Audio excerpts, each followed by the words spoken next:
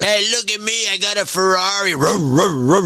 Adam Curry, John C. Dvorak. It's Thursday, March 11th, 2021. This is your award-winning Cable Nation Media Assassination episode 1328. This is No Agenda.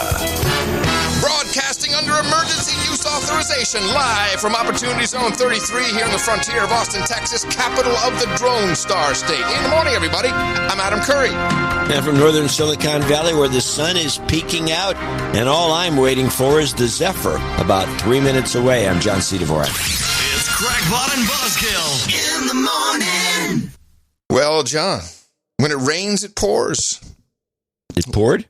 No, when it rains, it pours. As a metaphor, we got lucky. We got lucky. Imagine. What have we had problems with this past week and a half, 2 weeks, with two of our important websites? NoAgendaShow.net and the NoAgendaArtGenerator.com. And, we've been resolving all these issues and looks like things are getting back to normal. And then what do I read yesterday? All of a sudden, I get an emergency message. Our data center was on fire. In fact, one of them burned to the ground. They have hundreds of data centers, but okay. Well, we easily could have had our servers there. We didn't have them at that particular location. We have them spread out. But how does that happen? Shouldn't that never happen? A data center burned to the ground? I was thinking about this. By the way, they're very creative to use cargo containers to make. Yeah, I saw that too. Like, wow, okay. But when I had a data center, we had what's that stuff that just sucks all the oxygen out of the room within 2 seconds, and if you're in there, you're dead. It's like some Halon. Halon. Thank you. So they couldn't deploy that? I mean, that's odd to me. Very odd. I'm reminded of the 1860s, 1850s, 1860s. Yes. Yeah. Back in the day, there were all these different telegraph companies. There was a bunch of them, American Telegraph and Western Union. There's a whole slew of them.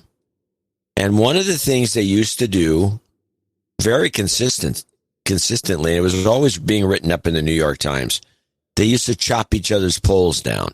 Oh, right. I forgot about that. So one company would chop this competitor's poles down, and then and that's when I think a lot of the times they went to metal poles. I know Telegraph Avenue in Berkeley, which still has the old telegraph poles from the 1800s right down the street. People don't even notice them. Huh.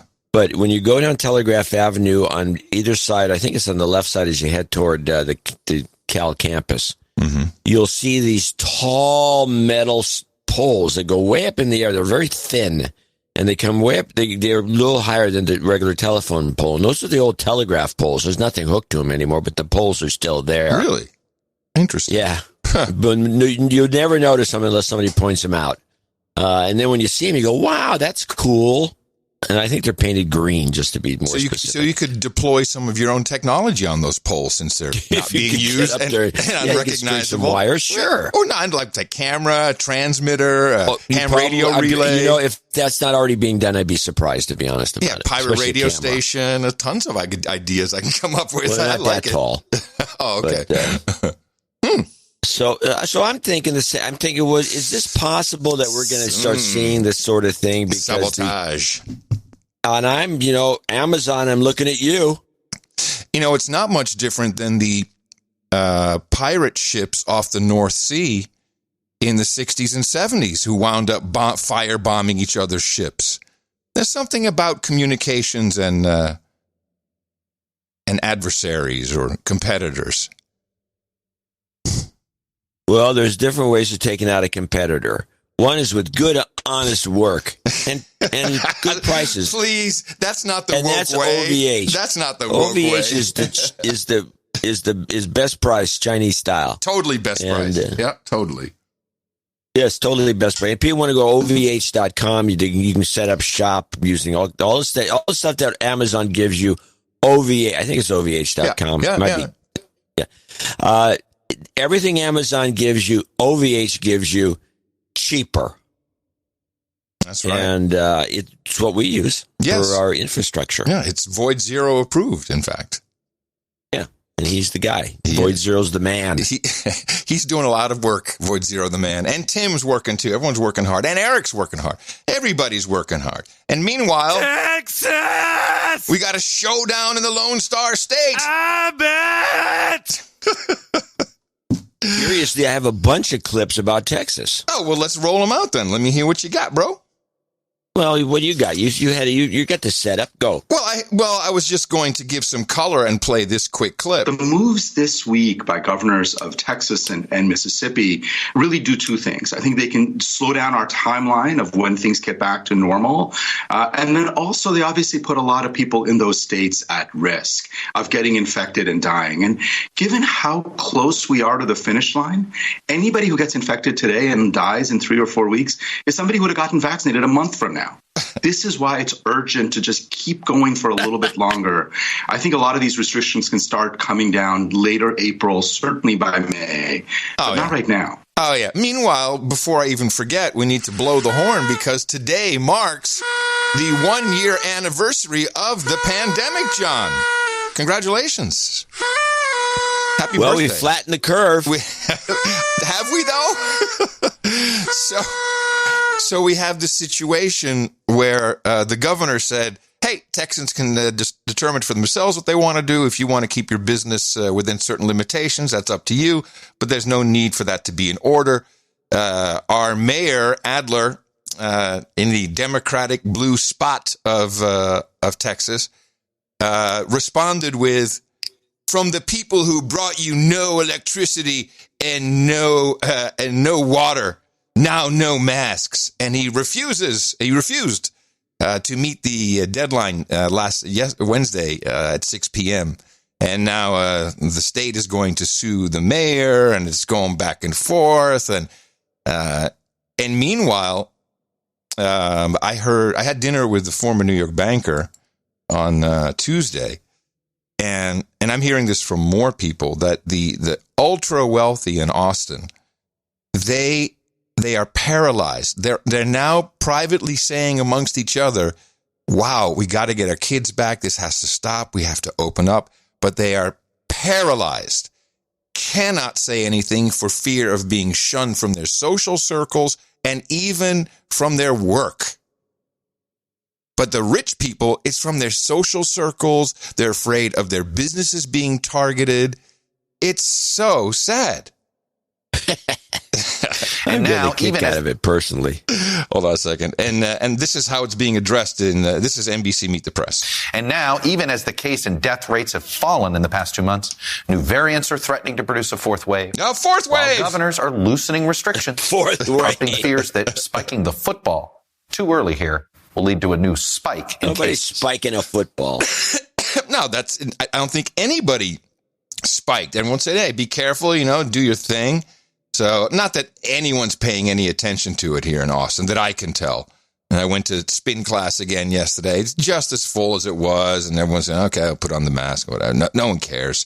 And our guy is still out there. I have to give him props, admiration for Osterholm, who is still keeping to his hurricane metaphor that is coming soon, any day now. He said, I think 4 weeks ago that it would be 6 weeks, so it's coming. Dr. Osterholm, you and I were talking earlier this week, and it does feel as if we are at a fork in the road here. The vaccines are there. The supply is coming. We're so close. We are seeing this lifting of restrictions. You're concerned about these variants coupled with spring break. How vulnerable are we? Well, good morning, Chuck. And let me just say we are in the eye of the hurricane right now. It appears that things are going very well. You see blue skies. We've been through a terrible, terrible year.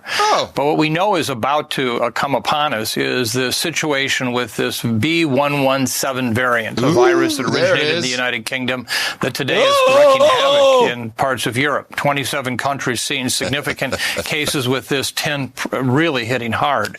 Many of these countries have been in lockdown now for 2 months just to try to control this virus. Last time I was on your show 4 weeks ago, the B117 variants variants made up about 1 to 4% of the viruses we were seeing in communities across the country. Today, it's up to 30 to 40%. And when we've 30, seen in 40, Europe, 50, when we hit that 50% whatever mark, you'll see cases surge. So right now, we do have to keep America as safe as we can from this virus by not letting up on any of the public health measures we've taken. And we need to get people vaccinated as quickly as we can. Nothing this guy has said has come true. Since a year ago when I met him at Rogan's studio and he was talking about 2.5 million dead Americans, nothing this guy has said has come true. And I know people... Well, after about 10 or 20 years, there'll be at least 2.5 dead for this. Yeah, well, CNN will still be carrying the counter. And I know a lot of people are like, why do we have to hear more COVID news?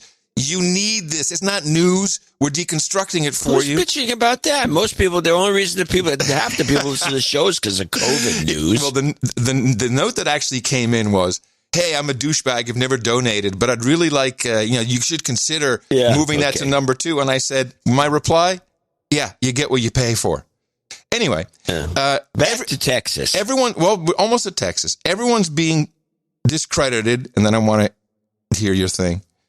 And this is, it'll probably amount to nothing, but Fauci is going to maybe come under a crosshair for this comment that he said back last year. We've heard it many times. Right now in the United States, people should not be walking around with masks. Okay, so we know that, and that was on 60 Minutes. And now we have Scott Gottlieb on Face the Nation saying... we look back at some of your remarks from a year ago. You've been pretty on the money with your predictions. But at this time a year ago, we weren't wearing masks. We weren't told to until April by the federal government. We were told not to. Now we're being asked to continue wearing them. From where you sit, is that the biggest mistake? I mean, how would you grade our performance as a country? I think the masks are the single biggest mistake because it was the easiest intervention that we could have reached for early to prevent spread. Really? I think this was a real failure to detect all of the asymptomatic spread. We overestimated the role of fomites, of contaminated surfaces in spreading this virus, because we weren't recognizing all the spread that was happening from asymptomatic individuals, because we weren't doing good tracking and tracing. We were using a flu model to detect COVID spread, and it wasn't applicable. So CDC was very slow to recognize this.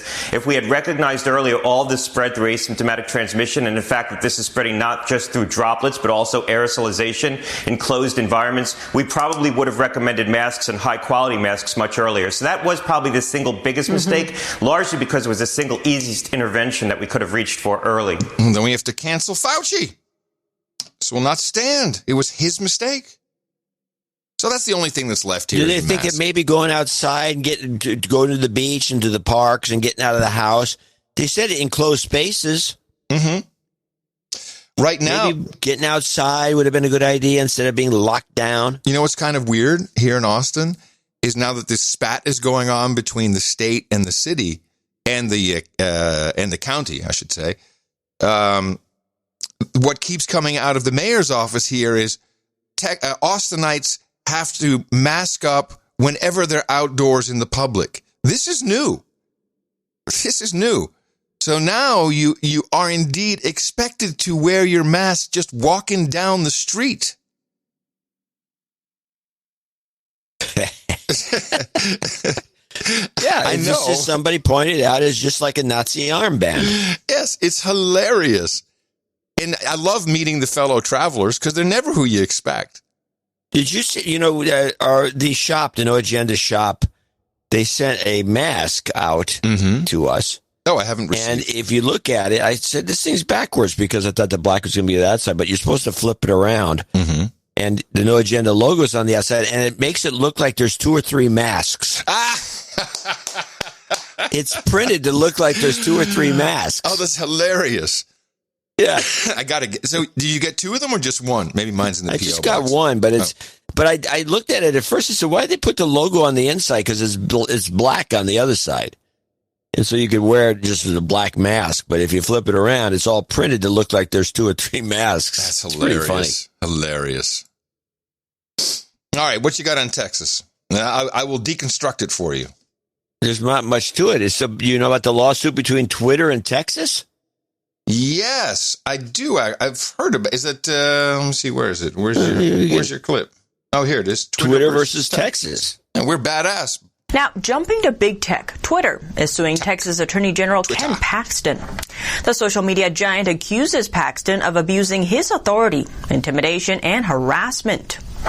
Twitter claims Paxton is targeting the company in retaliation for exercising their First Amendment rights. At issue are Twitter's moderation practices, including the decision to suspend former President Trump's account. Paxton says deplatforming Trump has had a chilling effect on free speech. He also says social media companies operate like monopolies and should be regulated like utilities. Normally, I'd say you're right. A private company can do what they want, and consumers have choices. Here, consumers don't have a choice. They have no choice. And so we have to regulate that and make sure that free speech is not being controlled by a few very wealthy tech people. Paxton is now demanding information on Twitter's moderation policies and practices. Twitter says in the lawsuit that disclosing its moderation policies could undermine their effectiveness. The company also says Paxton's demands run afoul of the First Amendment. Twitter argues it has the right to make decisions about what content to disseminate on its platform. The company is asking the court to block Paxton's efforts to obtain the information or otherwise probe Twitter's internal decisions. I don't know how you can. I think it's virtue signaling. What? This is virtue signaling. There's nothing they can really do about it. And what are they going to do? The whole thing is a scheme to get into the memos. Right. They're trying to get suits going so they get some discovery. Right. But even so, what a waste of time to me. I'm a broken record, but I got to keep saying, this is not the internet. NoAgendaSocial.com, which, by the way, you can't sign up for anymore. Closed down, locked up. We reached 10,000. What happens when someone quits? Periodically, Aaron and I will be scanning, and then we will make any dead accounts. Dead will be presumed inactive for 2 years, and we have a couple thousand already, I think. We'll open that back up, and then we'll close it down again. And what I'm trying to encourage is for people to create their own Mastodon and just federate with us. Same experience, except you don't have at noagendasocial.com.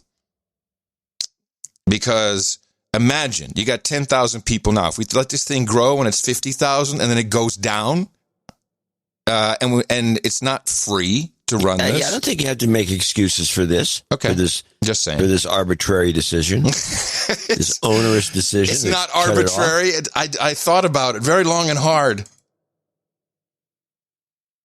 No, it's fine. I think it's a good idea. Yeah. It makes it now it's an exclusive club, which is different. Well, no, everybody can communicate. It's completely open. Anyone can talk to anybody. Yes, if you go through the process.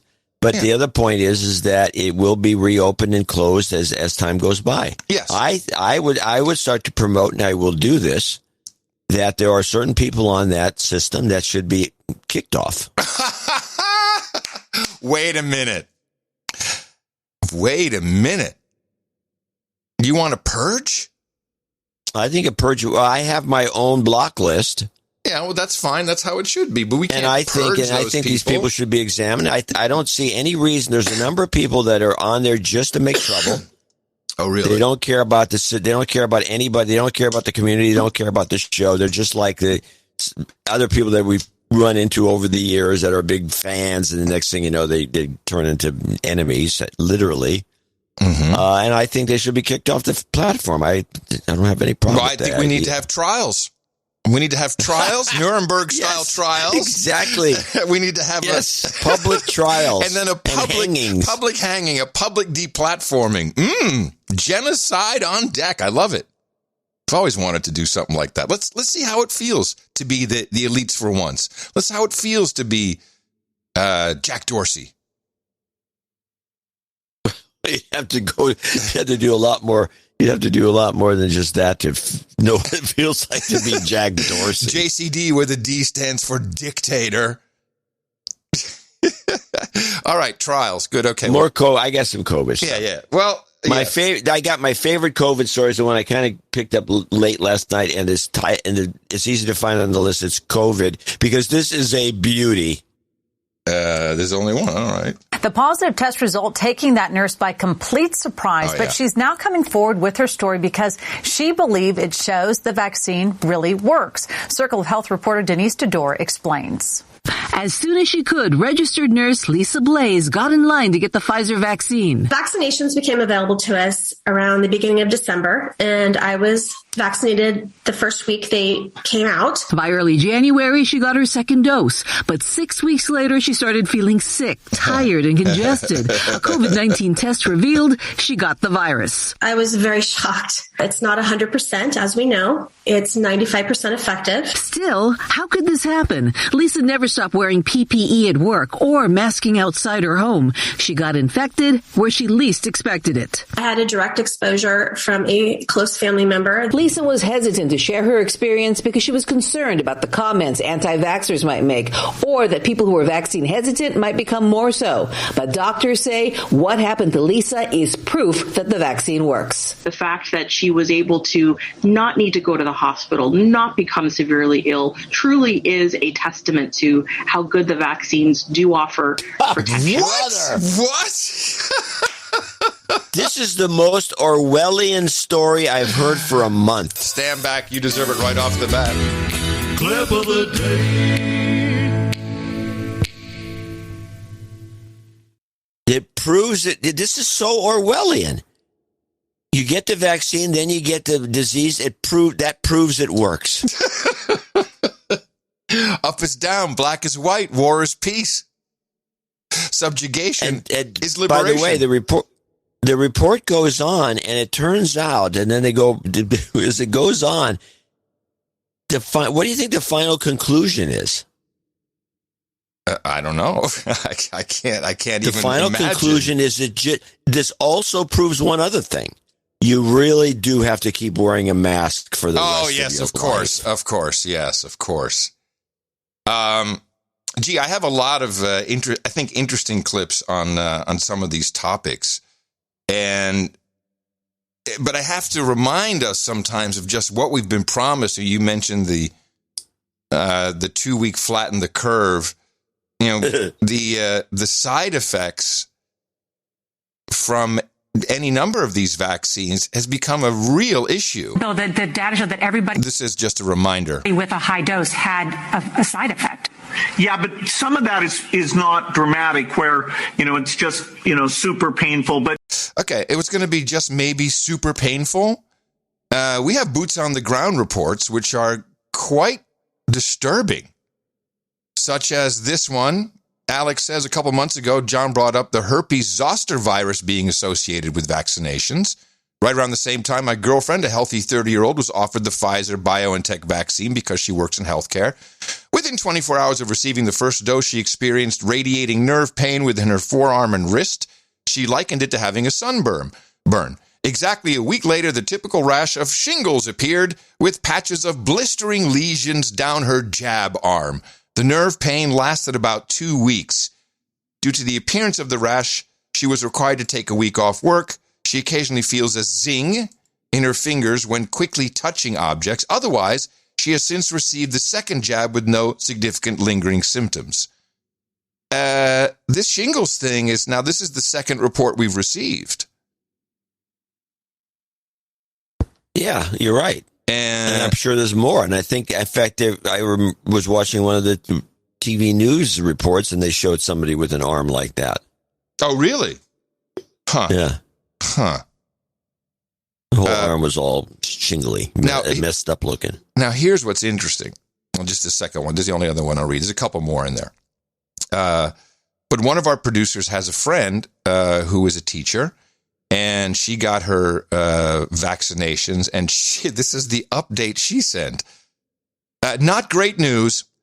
The reactogenicity of the vaccine hit me so hard I pulled muscles in my back and exacerbated some congenital and degenerative issues in my spine and hips, including spinal stenosis and epidural lipomatosis, sciatica, unilateral sacralization of the right hip, protruding disc at the L4, L5, micro-torn muscles in lower back, osteoarthritis, bilateral radiculopathy, numbness and weakness through both legs, but significantly worse in the left. Also, I have to have my previous right hip injury reevaluated. I was in the hospital, it does say, for 3 days until my left arm became fully functional again, and I could reliably walk with a walker and not fall. So we're taking a break to manage pain and regain feeling in my leg before we begin the process of mending. We're looking at intensive physical therapy and occupational therapy, lots of specialized visits with the neurology, orthopedic specialty for spine and joint issues, rheumatology with probable corticosteroid injections, pain management, sports medication, a long journey for recovery ahead. But if I hadn't thrown my back out from coughing and vomiting from the vaccine, we wouldn't have found these issues in my skeletal, muscular, and nervous system from mid-spine down. Long story short, fully vaccinated, working on improving nerve, spine, and muscular health after finding significant issues in these areas after throwing my back out. Well, this is good news. This is insane. I feel so bad for these people. And to have this, at least she doesn't have COVID. I guess anything's better than COVID, right? All right, so we have these damn vaccines.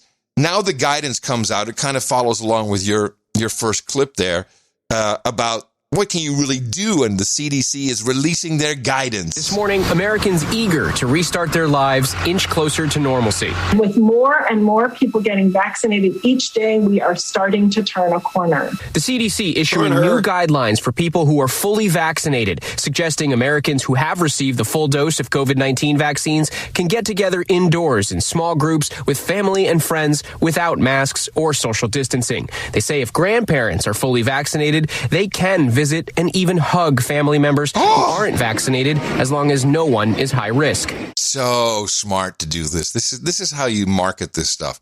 Now you can hug grandparents. You can hug. Oh, there were so many stories over the last few days. It was beautiful. And they were all tear jerkers. Oh, this 80-year-old couple that have been married, 90-year-old couple that have been married for 75 years. They couldn't hug. Yeah. Yeah, it's and then they have them hugging, and they're going on, and the woman's actually kind of embarrassed by this guy, by her husband, but he's going on, and they're hugging, and they're filming the whole thing, and everybody's around looking at him, holding, they're grasping their hands in front of their chest, and isn't that so sweet? And they're watching them hug. It's disgusting. Yeah, loving people is disgusting. What's disgusting is the mind control that's being propagated everywhere. We go to Good Morning America with the Stephanopoulos. You did release the guidelines for vaccinated people. What are the most important things that those who are vaccinated and those who are not should know about these guidelines? Importantly, they really reflect what people should be doing in private settings. We are not suggesting that people who are vaccinated can go out and take off their masks and do things in public settings, gather in big gatherings. What we're saying is in the privacy of your own home, you can meet with other vaccinated people. You can hug them. You can dine without wearing your mask in your own home. You can also meet with people who are unvaccinated but have low risk of severe disease in your own home in small settings. Yeah, only one if they're unvaccinated. Luckily, Stephanopoulos asks a few follow-up questions. For those who were vaccinated on the early end, those who were vaccinated back in December and January, how concerned should they be about the possibility that their protection may fade over time? May have faded already.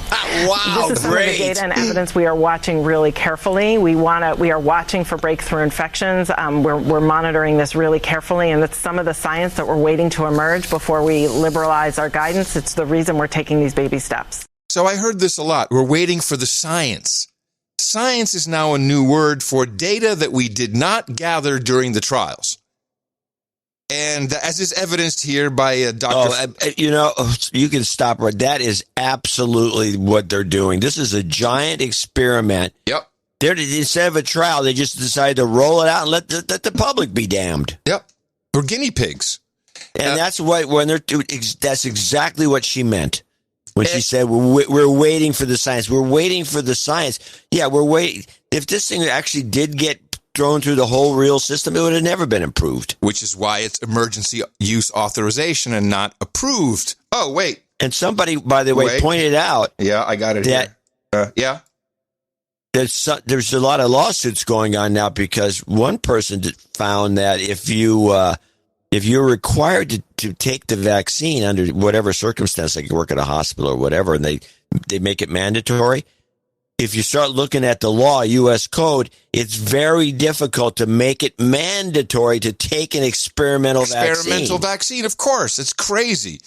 And Jen Psaki on TikTok is propagating the lie. This means that anywhere you go to get a vaccine, you should just take that vaccine. They've all been approved by the FDA. These 3 vaccines. And hopefully it will expand access and to make more doses available across the country more quickly. Lie, not approved. It is not FDA approved. But Fauci is going to take it one level higher. He's going to explain that you are being experimented on, that they don't have any data. It's just that they call it science. You know from the Biden administration that they say it will make its decisions based on science. What's the science behind not saying it's safe for people who have been vaccinated, receive 2 doses, to travel? You know, that's a very good question, John, and the CDC is carefully heading in that direction. You know, when Dr. Walensky made the announcement a day or 2 ago about the fact that when you have a couple of people, 2 or 3 or more people in a family setting, both of whom are vaccinated, even if it's someone from a friend that doesn't have to be a member of the family, that was the first in a multi-step process that they are going to be rolling out. They're being careful, understandably. They want to get science. They want to get data. And then when you don't have the data and you don't have the actual evidence, then you've got to make a judgment call. And I think that's what you're going to be seeing in the next weeks. You're going to see little by little more and more guidelines getting people to be more and more flexible. The first installation of this is what can vaccinated people do in the home setting. Obviously, the next one is going to be what you're asking. What about travel? What about going out? What about getting a haircut? What about doing things like that? That's all imminently going to be coming out. He said it right there. We don't have the data. So we're just making a judgment call. That doesn't sound very scientific. Doesn't sound scientific to me. And the phase 3 trial? Judgment call is not scientific.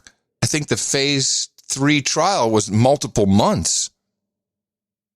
So we did get an interesting update from General Perina, I think it is, on the rollout of the vaccines.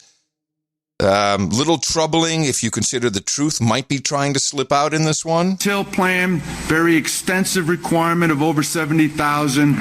States are already are going to execute this week, and we are executing the scaled start with CVS and Walgreens this week. The bluff is if they want to do it, we can figure out how to get it done. But we are ready to really take a good, hard, right approach to executing and taking care of these great Americans that are in the elderly category. They're ready to execute these Americans. That's what it sounds like. They're in this elderly category. Well, that's what they've been doing in New York. Well, this question popped up on Face the Nation with New Jersey Governor Phil Murphy. He also had an odd response. Are you confident that New Jersey did not undercount or deliberately or otherwise nursing home deaths? Our health department, our commissioner was explicit, black and white. If you readmit a previously COVID positive resident, they need to be segregated. They need to be separated. I don't know what he's saying there. Something about black and white and then segregated, but he meant separated. I don't know. Yeah. Well, I'm going to play. Let's do a little round the world on these vaccines. Good. This is an interesting one. This will be under China vaccines as for Philippines and Pakistan. Sinovac shot out of desperation. 95% of doctors, Mary Louise, at the country's biggest hospital said they're wary of Sinovac and how much protection it provides. Trials show strikingly different results. But Birwar says he read the data. He's convinced that Sinovac was safe to use, and he'll take his chances on efficacy. So Birwar decided for a vaccine that won't harm him against a virus that could. Here he is. what's at stake? It's your life. So for me, I didn't want to gamble with my health and my life, so I decided to take it. It's not really like saying, I trust the government. It's just that's the only thing you can give me right now. So I have no choice. The Philippines has secured Western vaccines, but they haven't arrived. China really has stolen the march in distributing vaccines there. Hey, Dia, hop in here because Pakistan's also gotten a bunch of vaccine from China. Is that right? Are you seeing or hearing the same distrust there? Yeah, we do get a sense of that here, Mary Louise. Consider a recent poll of more than 500 doctors found only 9% were willing to take Sinopharm. 9%? Wow. Yeah, 9%. And it's a different Chinese vaccine than the one that's being offered in the Philippines. But the sentiment is broadly similar. Doctors say it's because Pakistanis see Chinese products as shoddy. But it's the only vaccine presently available because the Chinese government donated 500,000 batches. But even a month after frontline health workers began being vaccinated, only about half that supply has been used. Government health officials do say the rollout is going on smoothly. But consider this. Health ministers of Pakistan's two largest provinces have had to threaten their health workers to get jabbed. And so experts say if that's what it's like for health workers, vaccinating the public is going to be an even bigger challenge. And that's not just because the available vaccine here is Chinese, but because COVID hasn't really hit Pakistan very hard, and so there isn't a sense of urgency. No, it hasn't hit very hard. No, I'm sure they got they probably snuck in and stole some of those some COVID packs from India. Ivermectin, probably. That might be a solution. There's one. I got a weird one from around the world, and it's interesting because it came from Indian TV. This is now. Well, wait, before you go on, I want to at least mention something about what you just heard, which is they make a big deal out of it. Nobody wants these Chinese vaccines because they're shoddy. Hello. Yet. Nobody wants to really discuss that lab in Wuhan, which has obviously shoddy security. Now it's starting to come out that that's where that virus came from. I just wanted to mention that'll never be confirmed and attested to. That's just going to go away in the fuzzy annals of history. And up there with the mouse won't work. It'll be Wuhan, a bat, and a pangolin. The pangolin. The pangolin, exactly. Let's don't forget that thing. So Pfizer, I have come to learn, did not take any government money for their vaccine. So they are completely free to do whatever they want and sell wherever they want, which in a way explains a couple things to me. One, it explains the Israel situation where they're they did just a deal with Israel for the whole country. It's there's no other competitor in there, and it seems like a lot of Israelis I know feel that they're guinea pigs over there with this thing. They are. The CEO of Pfizer wasn't allowed to enter Israel because he had only had one of his damn shots, not two.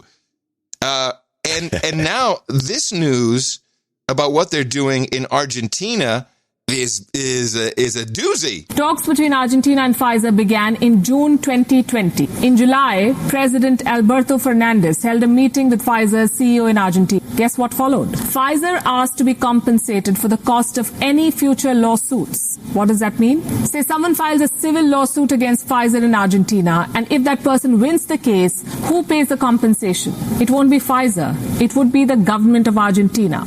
Now, Argentina had never done this before, but it made an exception. It needed life-saving vaccines, and desperate times call for desperate measures. So Argentina's parliament passed a new law in October 2020. But Pfizer was unhappy with its phrasing. The law said Pfizer needs to at least pay for negligence, for its own mistakes, if it happens to make any in future. Pfizer rejected this. It won't pay for its mistakes.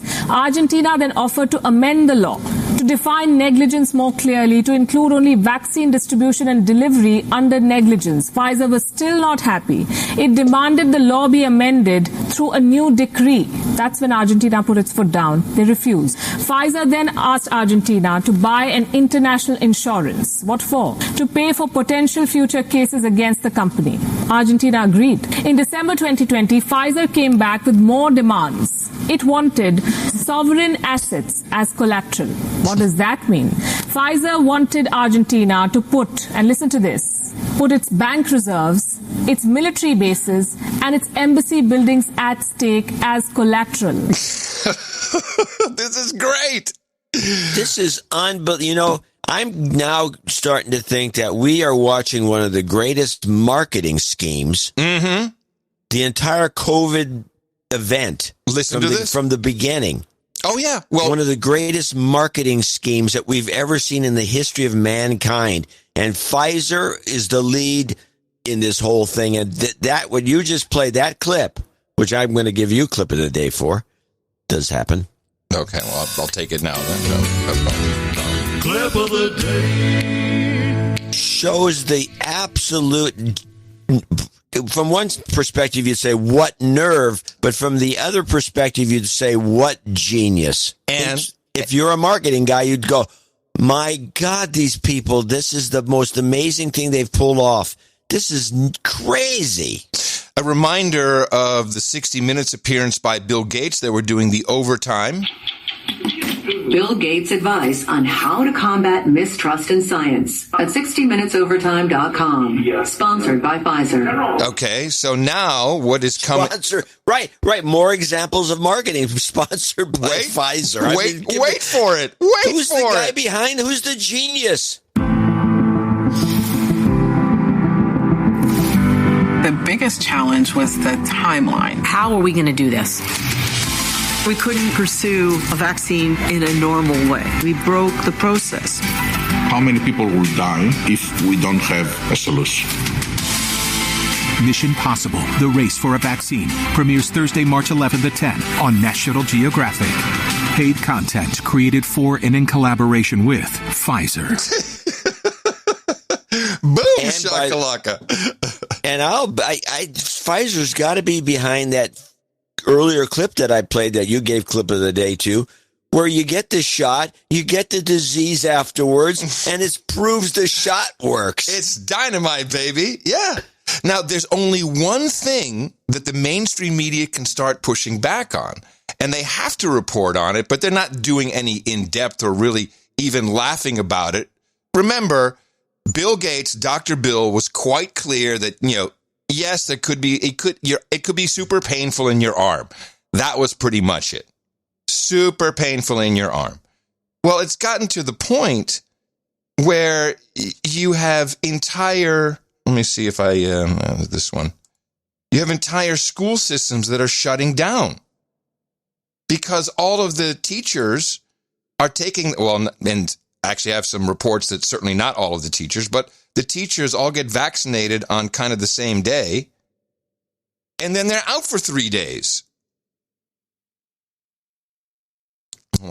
Yeah, I have a clip about it. Where the hell was it? Yes, this one. Nope. Damn, I thought I had a clip of that. Anyway, not only is it the school teachers, the politicians are also running into some trouble. The Australian health minister, after his vaccination, totally unrelated, of course, had to go into hospital. Yeah, that's right, Pete. Federal Health Minister Greg Hunt, in an unrelated incident, is also in hospital this morning being treated for an infection. His office says that while the minister did receive the AstraZeneca vaccine over the weekend, this illness is unrelated to the jab. Mr. Hunt is being treated with IV fluids as well as with antibiotics. He is expected to make a full recovery, but will be on medical leave for at least the next few days. This does put the Morrison government in a bit of a difficult situation, as there are now 3 senior government ministers on leave. And here's the Ohio school system. 1 middle school, 2 high schools, and 6 elementary schools closed for the day in Olentangy School District. This after a shortage of subs following the district's second COVID vaccination clinic. This time around, knowing that the second round of vaccinations was going to take a little bit longer to recover, they decided to do the shot clinic on Saturday, which enabled teachers to have time to recover if they needed to. But it just seemed that it needed a little bit more time. Olentangy School says the vaccination clinic was held Saturday to allow for some recovery time. It contracts out subs and put in a request for more specifically for Monday, but there simply weren't enough to cover all of the buildings. It's hard to find subs even in a good year. And this is happening everywhere. I got I put some of the Well, notes. hold on a second. What? We have to stop for 1 second and just examine this a little bit. This isn't happening with everybody. But with teachers, the teachers have not wanted to teach for over a year. Mm-hmm. I'm looking at this as just, I got the shot. And I feel good. Mm-hmm. I got to take 3 days off. I don't want to see these. They don't want to teach these brats. I think you're right. I think you're absolutely right. And by the way, they're the ones that made them brats. Yes. Yes, that's true. Yeah. So the teachers have created a bunch of monsters, woke kids, which is anything, if you ever want anything to ruin a country, to have a bunch of kids that are woke, and they're probably being questioned by the kids on everything they say because it's like, well, it's not woke enough. So they don't want to see these kids anymore. They're through. As far as they're concerned, they just like to get a check and stay home. Yeah. Yeah. Who do you have? One of our producers, he said it was like there were 800 slots in, this may have been Ohio actually, 800 slots open for teachers to get the vaccine, and people just aren't showing up. They just don't want it at all. They're not even taking it. And so here's what becomes really uncomfortable for the mainstream media, where they have Pfizer, and I'm sure the other corporations must be doing their advertising. But when Face the Nation brought together a Zoom panel, boy, that was kind of awkward. We spoke with several Americans from across the country to reflect on the last year and look ahead. We began by asking if the group trusted the vaccine. I trust the vaccine, but I don't think that the vaccine is just going to be the cure-all and everything is going to be lovely. But I think this makes things a whole lot better. The vaccines that are out seem to be pretty effective. It seems to be a much better way to achieve herd immunity via immunization than, just having virus ravage through communities. I'd rather wait. I don't want to be a guinea pig. Mm-hmm. And is that how you view taking the vaccine right now for the 50 million Americans who've taken it? Yes, ma'am. At this point, I would rather wait a year or two, make sure people aren't dying from it or turn into robots or something like that. But I'd rather wait. And Gabriel, is that where you are? I would never consider taking it. Like Sandy said, I don't want to be a guinea pig. You're a guinea pig. Oh, how inconvenient. This is not good. And, and then we're having trouble. The CCP is having trouble with its employees because LeBron James, now he said, I don't want to talk about it. I can't. It's a personal decision. This could not stand for the Disney/CCP influenced and owned ESPN. Oh, no, we couldn't have that. We need to take this news, call it something personal, and then we got to virtue signal as hard as we can with some other black guy. And as the face of the NBA, LeBron James is usually an open book on most subjects, but he has made it clear he plans to keep his decision private over whether he will get the COVID-19 vaccine. During All-Star Weekend, he told reporters, quote, "That's a conversation that my family and I will have. Pretty much keep that to a private thing. I obviously saw Adam had his comments about the vaccination, but things like that, when you decide to do something, that's a conversation between you and your family and not for everybody." Really now? That way. Stephen A., how do you feel about LeBron saying that whether he gets the vaccination will be a, quote, private thing? Well, this is a very delicate conversation, and I want to address it with the seriousness that it deserves, and being completely respectful to LeBron James. I want to emphasize that LeBron James has the right to feel that way. It's incredibly, to some people, it's an incredibly private situation. As a black man, considering this nation's history, it's unethical behavior when it came to using black folks as guinea pigs in our eyes. I definitely understand the hesitation and the apprehension on his part. I want to make sure that I let the world know that I have decided I had the same apprehensions as LeBron James, particularly believing that it was a private matter. I have changed my mind. Not only am I taking the vaccine, I will take it today. Good for you. I'm going to take the vaccine today. And I hesitated for a long time, not just to take it, but even more so whether or not it was something I was going to publicize. I've come to the conclusion that is an error in judgment on my part that needs to be corrected immediately. Oh, brother. So how is LeBron going to travel without his vaccine passport? In his own private jet, perhaps? Well, you still got to get in through passport control. But all of this is moving in such fast tempo. This is so analogous to HIV. Because now what do we have on the horizon? We've got a miracle drug coming up, and the pre-promotion starts with Team Halo, trained at the United Nations World Health Organization. Here is Dr. Knock. I'm a scientist who studies COVID-19. Today is Tuesday, March 9th. Today, I will share with you some early data from a new potential treatment for COVID called molnupiravir, which looks like this. It is orally bioavailable, which means if you take it as a pill, it can easily get absorbed from your gut into your blood, which is good. How does it work? Well, it's a prodrug of a synthetic nucleoside derivative. That means it works by making the virus make mistakes when it's trying to copy its RNA inside your cells, so it can't make more of itself. There were recently some reports from a phase 2 clinical trial showing that treated patients cleared the virus more quickly than people who received a placebo control, being tested as a pill that you would take once per day for 5 days after being diagnosed with COVID. After 5 days of treatment, 0 out of 47 treated patients were still shedding virus. In contrast, 6 out of 25 placebo patients were still shedding virus. So this sounds good, but it definitely requires confirmation in a bigger study before it's truly accepted. Yeah. Okay. So this drug is brand new. Shep Smith, interestingly enough, I think maybe the second time we're playing a clip from his brand new primetime CNBC news slot.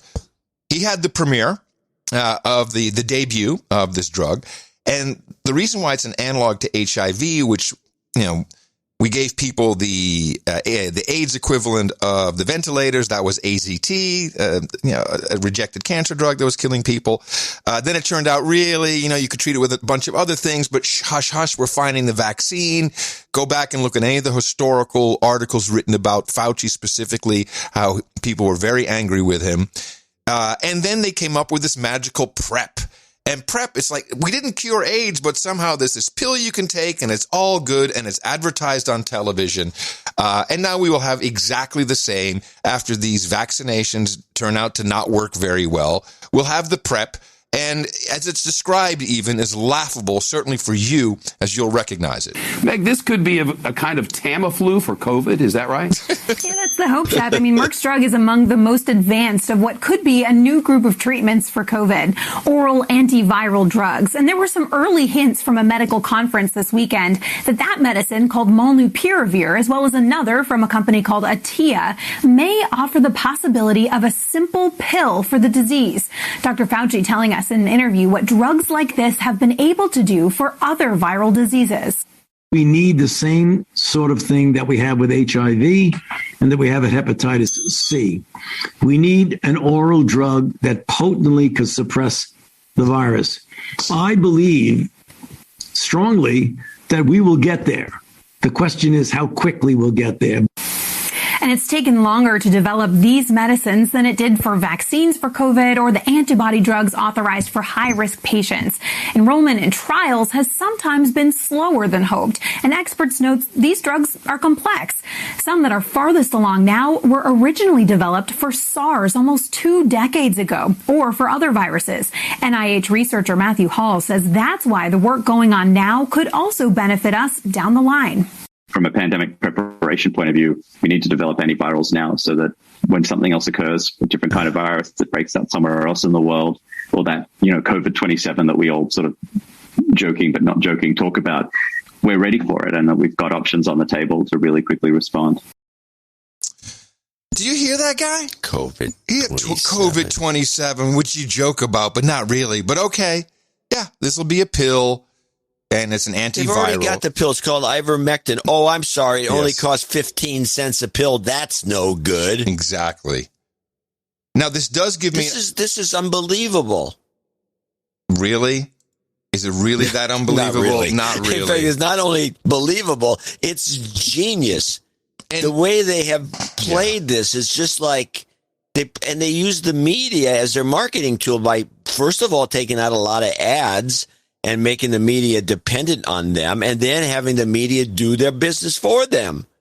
Look, we're spending billions with you guys. You can write a couple of stories. And by the way, stop talking about ivermectin, will you? And that other stuff that Trump brought up, that almost became a catastrophe for us. What is fun about this is all this pharmaceutical advertising. And I've been tracking a few. I said I would while I was just watching late night or early evening TV. Just a quick list of ones: Trulicity, Jardiance, Kisqali, Vraylar, Skyrizi. These are all things you don't want to have and don't want to take. And an interesting way to address the elephant in the room of media for this past week was the cute little skit that Oprah and Harry and Meghan put on. And we can talk about what the response was in the United States. But in Britain, this was a prevalent response. We begin with the other global surprise revealed during the Harry and Meghan interview. Yeah, viewers in Britain apparently shocked at the amount of drug commercials on American TV. The interview streamed online, including the commercials. In England, it's illegal to advertise prescription drugs to the public. One British viewer posting, "Help, why are all American ads about medicines?" And another Brit wrote, "I can't understand why American TV ads are like ask your doctor for or tell your doctor. Why would you be the one to tell a doctor what medicine to give you?" Valid questions. Valid questions. By the way, there are lifeblood here, and so shut up already. It's not too many. It's perfect. This is how we live here.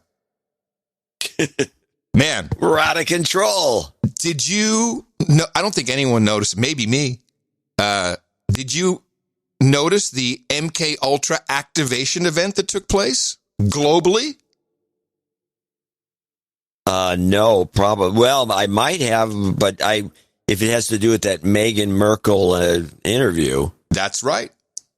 I didn't watch the interview. I wasn't interested in the interview. I wasn't going to be triggered by the interview. I don't like the idea that they even did this interview. So I can imagine it may have been a triggering event of some sort, but since you are on it, I would like to hear about it. Yes. I was almost tempted to go there, but I'm not going to put up with this. I have no clips at all. I just want to give a quick rundown because Mo and I have been looking at Meghan since episode 9 a year ago. So we're going to follow up on that on the next Mo Facts. We're doing that tomorrow. But my initial, now I'm a television guy. So when I sat down to watch this and I saw it in real time, it was so well done, so well acted, so well scripted, right down to we're walking here with the chickens. It's like back to basics. I've been a celebrity. I've been interviewed. I've done these types of sit-down scandal. This was scripted, rehearsed, good to go. All of them are in on it. And it was so, Meghan Markle did a great job. That's why I'm convinced it was an act. She's an actress. Well, of course. But the best, because this was not about Meghan Markle and Harry. A little bit. This was Oprah. When Meghan Markle said about the color of Archie's skin, which, by the way, black, conveniently black today, that's when there was a cut to Oprah 4 seconds before she goes, "What?" As if she didn't know this was going to be discussed, as if it wasn't rehearsed. Every little detail, right down to her wearing a dress similar to Wallace Simpson. And can I mention something else? Mm-hmm. Oprah is not only an actress, she's a really good actress. I think she's even won it. Didn't she win the Academy Award once? Color Purple, absolutely. I think it was Color Purple. She is a fantastic actress. Merkel's an actress. Harry is probably probably just learning. But no, we're dealing with a bunch of actors and actresses. And so what do you expect here? Well, there's a reason for it. And Harry played his role perfectly of the cuck. It's exactly what we want to see. I support my wife. I'll come in later in the interview. Cuck. No, that's acting. He has more power in this than you think. What happened here? Oh, and as a part of that, the United States, but the world in general, is obsessed with royal family. And part of that, this is where the MK Ultra thing comes in.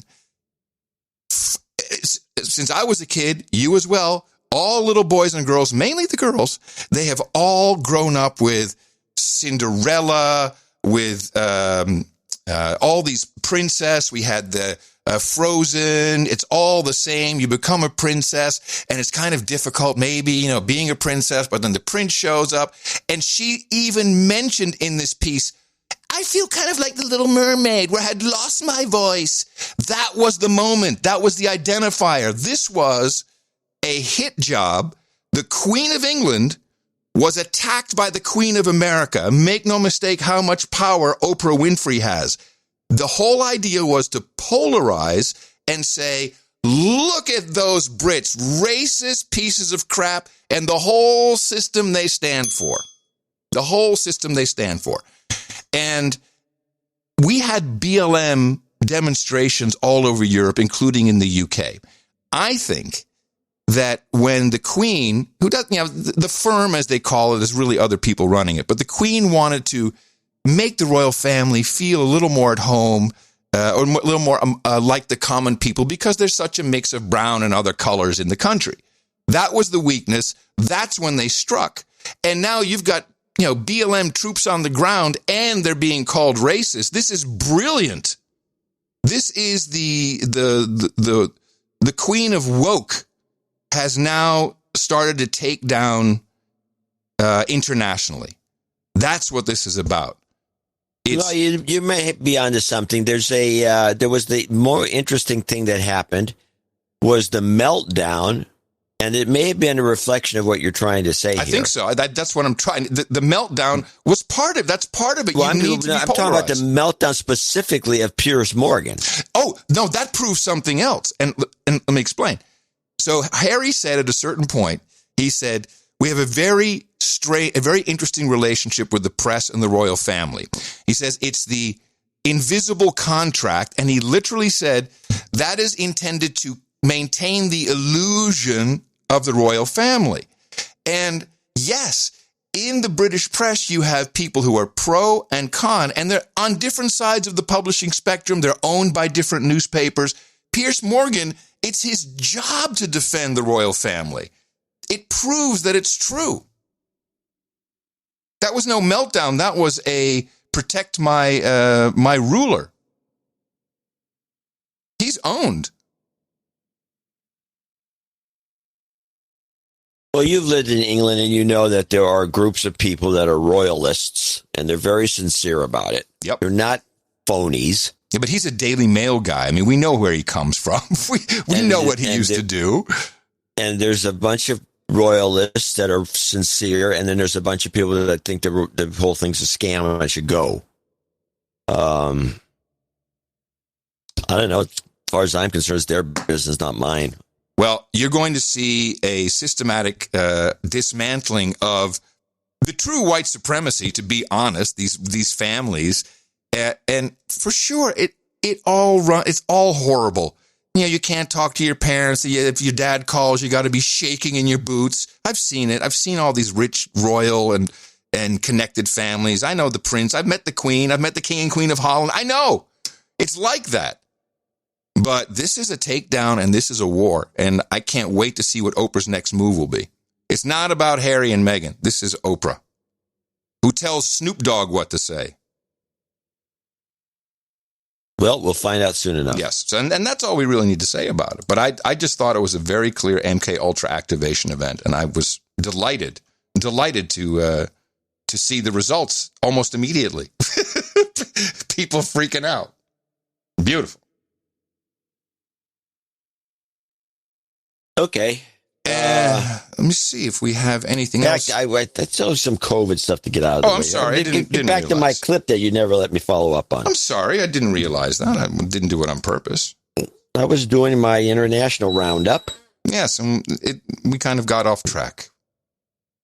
Let's go back to the Philippines, because there's a little interesting point being made here. And this is the vaccine in Philippines follow-up on NPR. Back to the Philippines and Pakistan, because Julie and Dia, you were both talking about how skeptical healthcare workers, doctors are in these countries. What about the general public and how the rollout might play out? Julie, you first. Well, it's going to be a big climb. There is vaccine hesitancy already built into the system, into the country over a botched anti-dengue vaccine a few years ago where children died.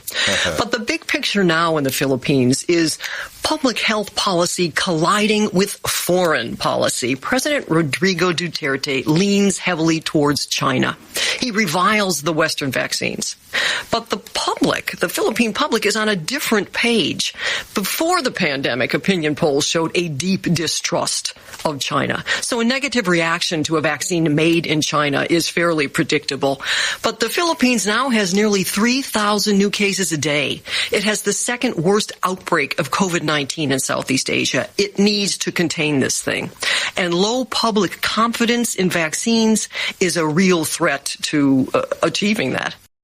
I thought it was interesting that Duterte doesn't trust, in fact, the way she put it, detests Western vaccines.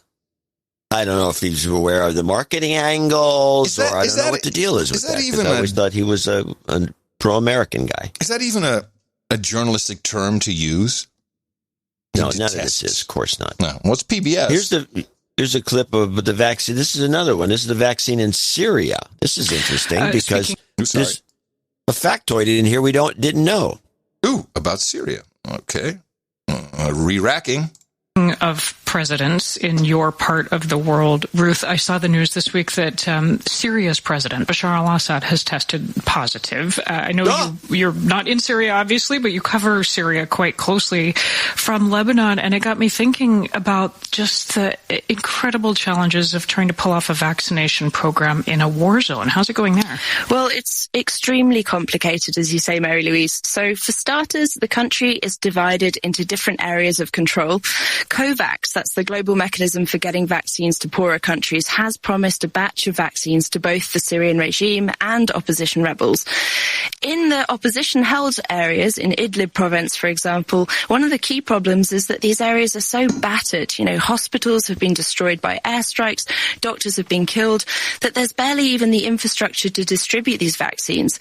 Then you have the regime-held parts of the country. Vaccinations there are underway, though, as you noted, President Bashar al-Assad and his wife Asma have come down with COVID-19. The real issue in this area is whether the government will play ball in making sure everybody that needs it gets the vaccine.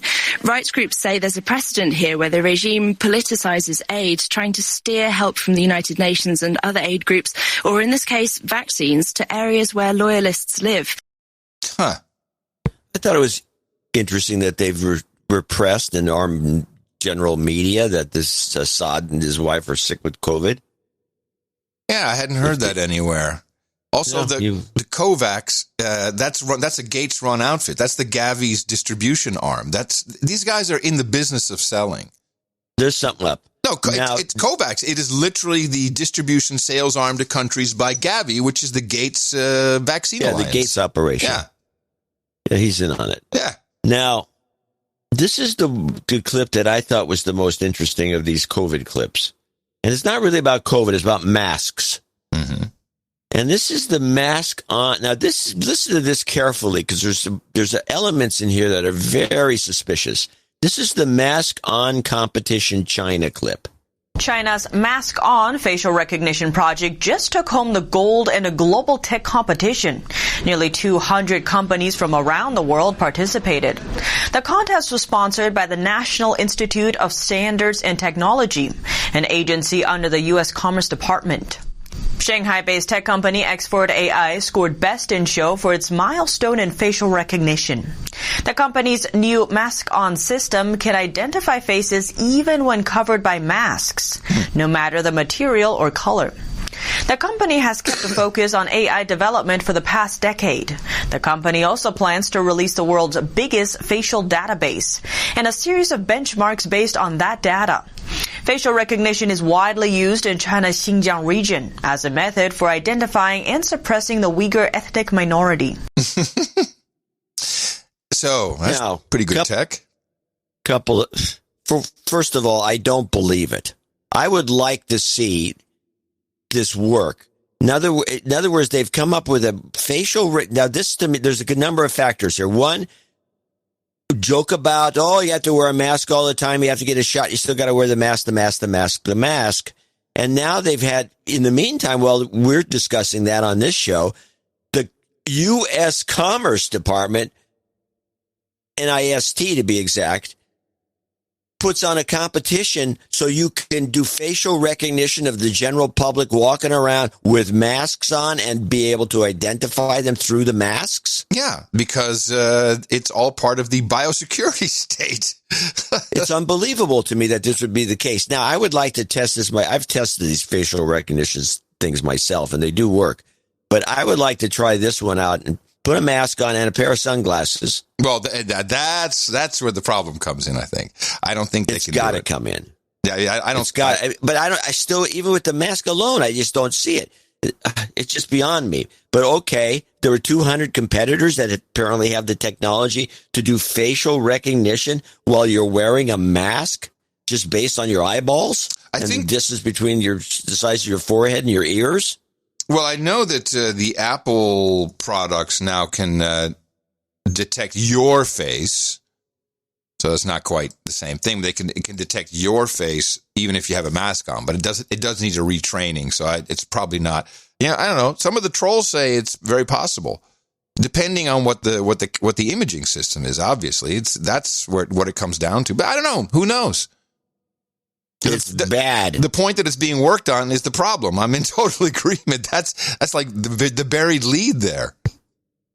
That and the point is right. That is the problem, and the point that's being worked on by our government, mainly because we're the ones that sponsored this event. Shut up! You're a troublemaker. Shh. Anyway, that clip bugged me to no end. Yeah, I can understand. Ontario Member of Parliament Randy Hillier, we've played him before on the show. He's been deplatformed, kicked off the unimportant Twitter, which means nothing. Who gives a crap? For posting a video from Canadian doctors. Yes, and this video was deplatformed from the tubes, obviously, but there's no reason why it can't. This is my entire point. Deplatform people, shove them away, and we go looking for what was taken down, you morons. Do you really think everyone goes, well, okay, no. Here that draws attention. Well, that last clip I played about the competition, play this clip. That came from NTD, that news service that comes out of Taiwan. It's actually Epoch Times mostly. Mm-hmm. They've been deplatformed, and they're here to play this NTD versus YouTube clip where they announce it. NYD, it says. Maybe that's it. Yeah, okay. It should have been edited. Yeah, it's all right. Welcome to China in Focus. I'm Tiffany Meyer. Before we start, our videos are being censored. Some of you say you've been unsubscribed. Others aren't getting notified when we release new videos. We're also being demonetized. Make sure you don't lose access to NTD by subscribing to our newsletter. Podcasting 2.0, baby. And Substack's about to end. The Keeper informed me. Substack is going to be hilarious because you're going to see Gmail and everybody else just filter it out. Or at least some Substacks. Maybe they'll deplatform their payment processor. Oh, yeah. We'll see. I mean, you get Glenn Greenwald and Matt Taibbi, two of the most prolific writers. That's why it has to go. Oh, you have no idea. Pay attention the rest of this week. The mainstream wants Substack is dangerous. It's dangerous. And those two guys, they got crosshairs. Here's the video that you didn't see, or just the introduction, which is more than we need. Welcome to Canadian Doctors Speak Out, where we're going to give you the top reasons not to be afraid of COVID. When we hear the word COVID or coronavirus, we now instinctively reach for a mask or look around to see how we can protect ourselves and our families. No place really seems safe. But as Canadian medical doctors, we're going to tell you what the best science now has to say. And we think you will be pleasantly surprised. On the TV, we hear cases, which would frighten anyone. But cases are not necessarily symptomatic people. And the vast majority have few or really no symptoms of being sick. They just have a positive PCR swab test. Research now shows that the PCR test is practically worthless. Only 3% of patients with a positive test actually have the COVID virus. People have died Yes, it's true, but using case numbers gives a false picture of what is really going on. Here's a graph showing the COVID cases reported each week in Canada. Even I get frightened looking at this graph. But now let's put the weekly deaths on the same chart. Where are all the deaths that we would expect to follow the cases curve? Something is really fishy here. Let's look at yearly deaths in Canada from 2001. It's pretty hard to show that we've even had a pandemic. The slight increase in 2020 was probably due to an aging population.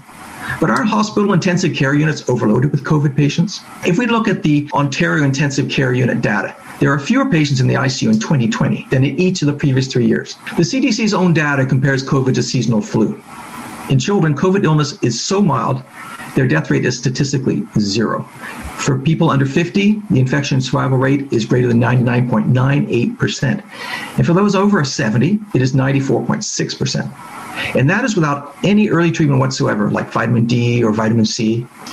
So if you're young, you really don't have anything to worry about.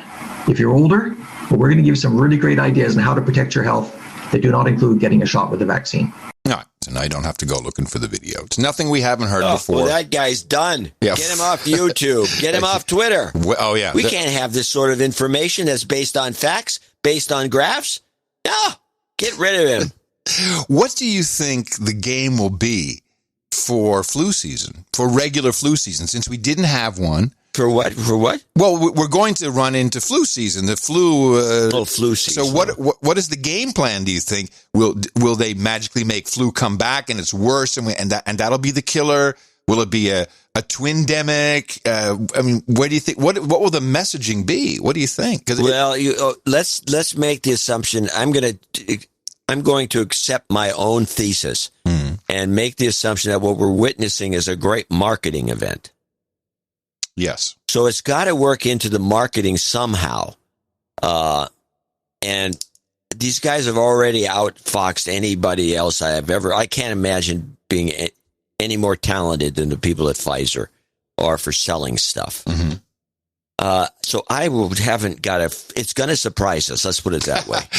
It's interesting. You posted that in the newsletter, that rundown of, the past 40 years or whatever of every single pandemic. They finally succeeded, They finally got what they wanted.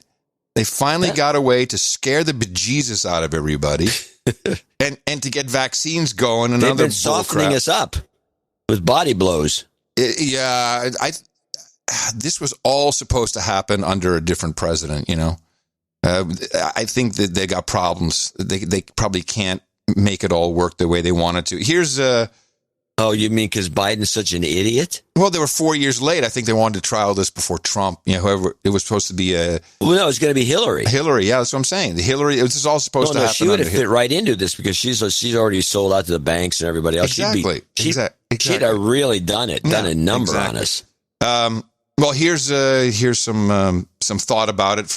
Again, it's Stephanopoulos with Dr. Jen Ashton. Bring in Dr. Jen Ashton for more on this right now. Jen, I remember so many days we warned about this twin-demic coming. It didn't happen. Why?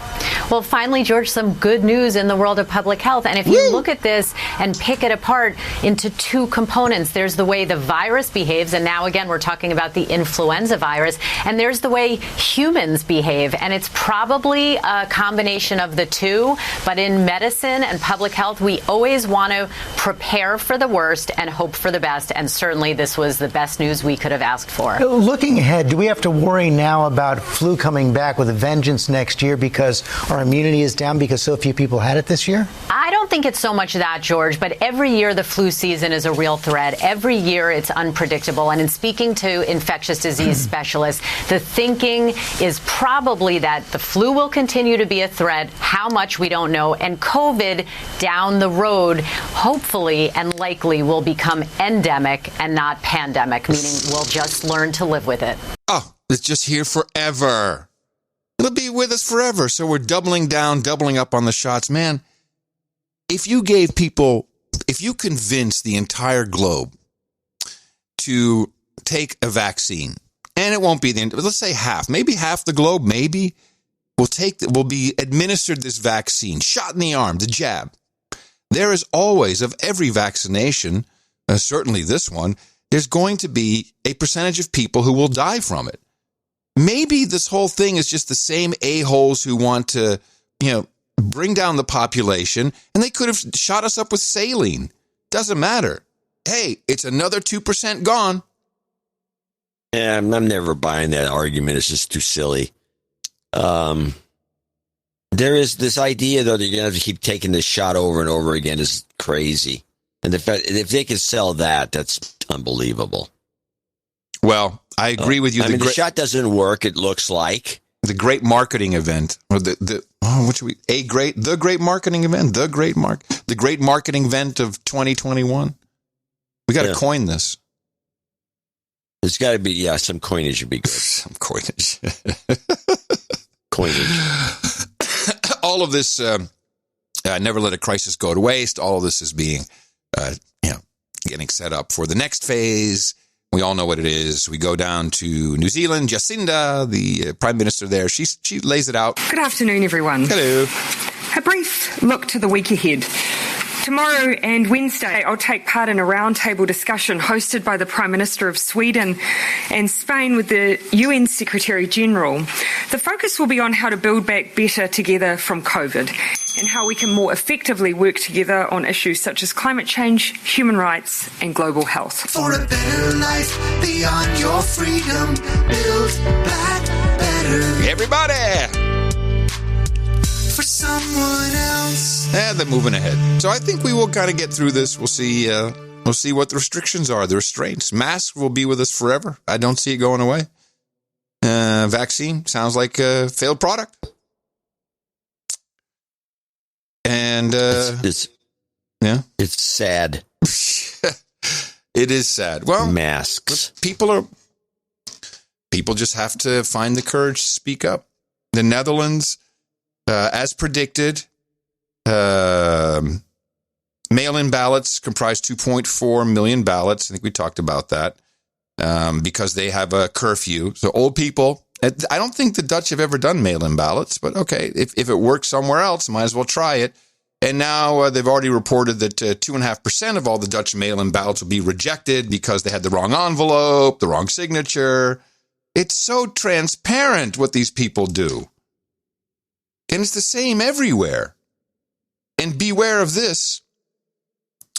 Washington Post is now printing, they say anti-vaxxers, but I would say if you're vaccine skeptic, you now fall under domestic terrorism. It's Why? not all that funny. Who are you terrorizing? Your fellow humans. How are you terrorizing them? By saying you don't want to take a vaccine or you think it's all bullshit?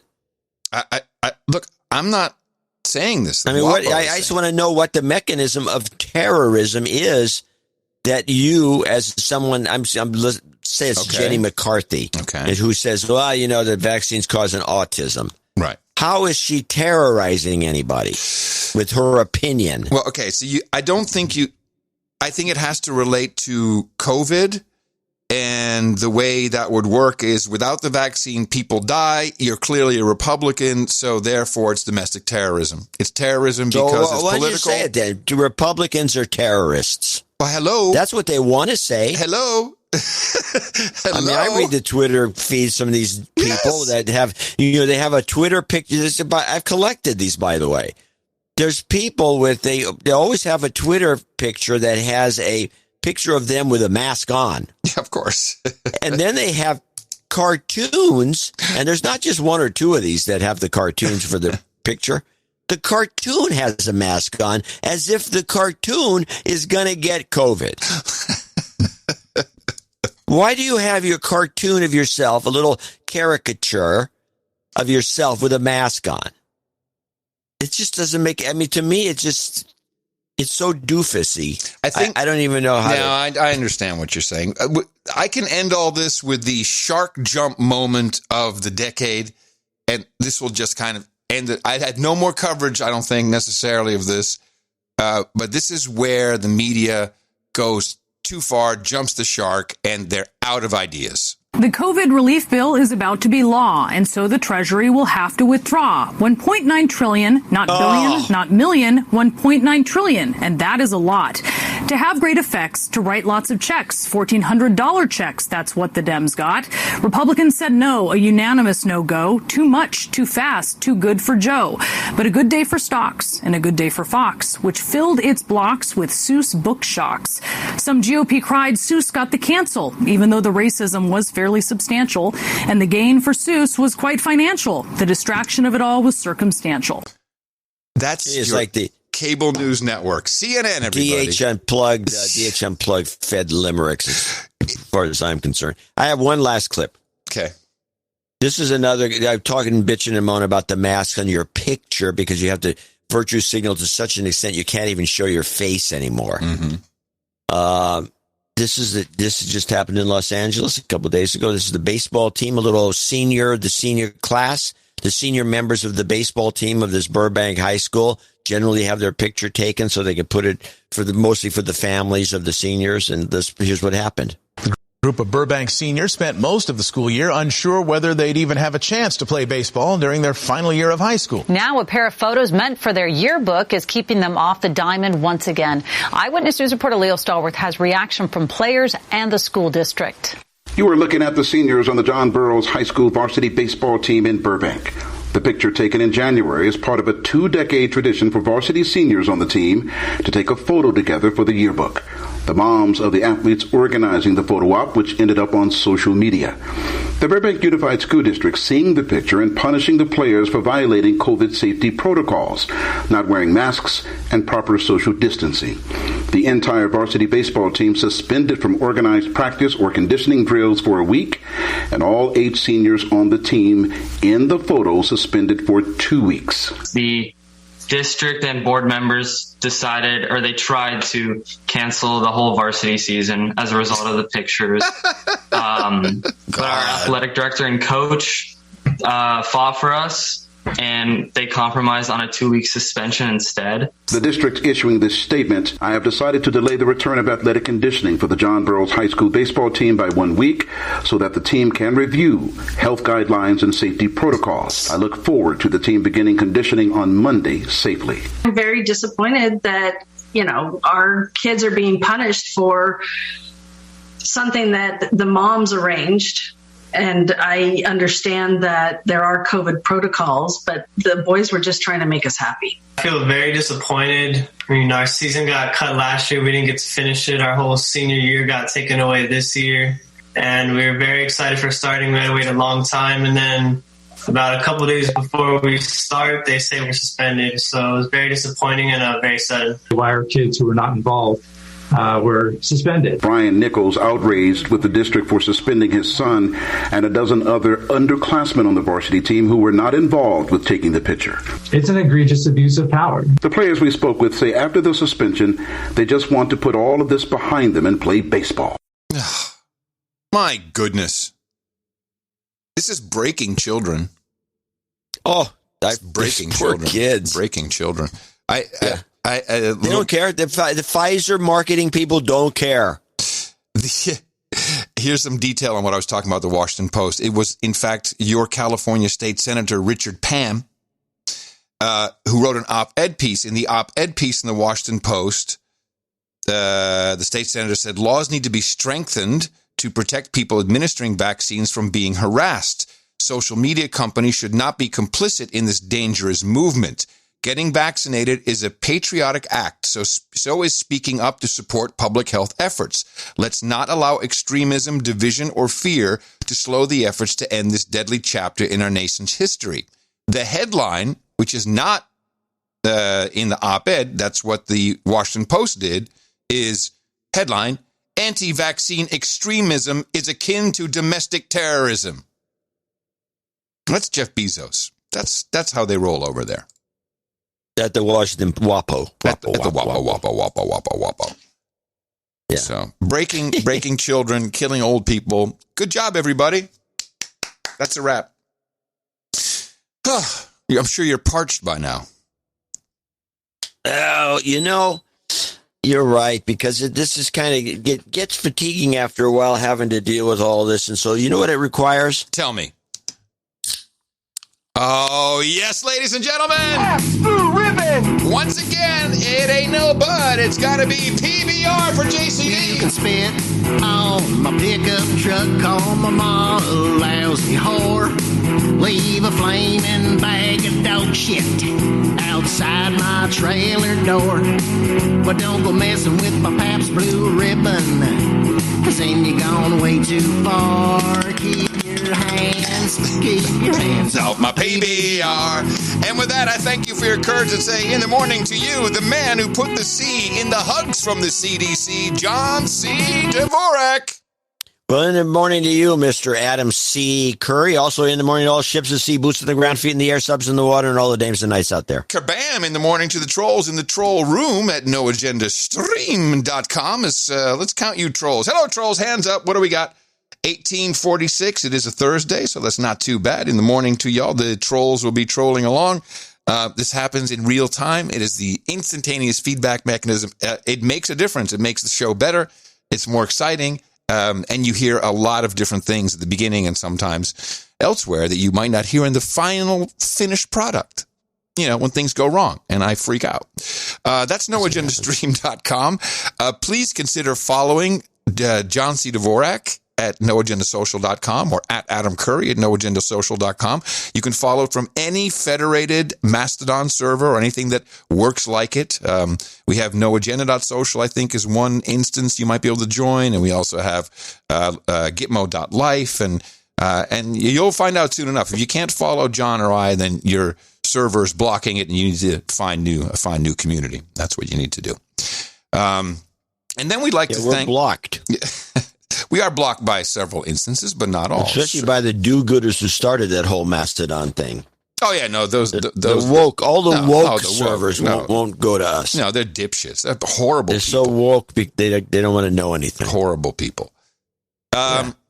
And big in the morning, first of all, to Sir Paul Couture for keeping the art generator up and rolling. We appreciate that. In the morning to the artist who brought us the artwork for episode 1327. We titled it China Chopper. We had a lot of different opportunities for titling and imagery. And Correct the Record came in with a blistering Bojo the Jabber, which I know we discussed other stuff, but holy cow, how well done was that? And it kind of satisfied our quest for maybe making that a title, or it was just dynamite. And there were some other pieces that we liked too. There was a lot. In fact, there was a lot of good art, but I want to mention one artist in particular because I used his art for the newsletter. Yes. Sir 3D. Sir 3D. That was a great I don't know piece. that he's won anything. He's gotten 2 or 3 pieces. He only submitted so far. He's only submitted a few pieces, but I want to point him out. He's mostly, if you go over to Evergreen, you'll find him and click on his name and then look at his art because he did a Bauhaus piece. Yes. That was stuck over in Evergreens. That is so Bauhaus. That's Christ. I mean, it looks like it was designed in 1920. It's beautiful. With the color scheme even, the red, the black. Yeah, it's an ITM upside down. Holy crap, did you see his IBM ITM on that? This is some good stuff. And he's also got the ITM on the IBM. Yeah. But no, the Bauhaus piece with ITM upside down. Yeah, that was beautiful. The whole thing is just a piece of art. It's dynamite. I'll put it on a newsletter. And then he's got the okay, hi guys, okay, bye. And then on that, he's got the Satan thing upside down and backwards. Like the music would play satanic things. Yeah, backmasking, yeah. Mm-hmm. He's got it on there. I mean, this guy is going to have a lot of good stuff that's going to win a lot.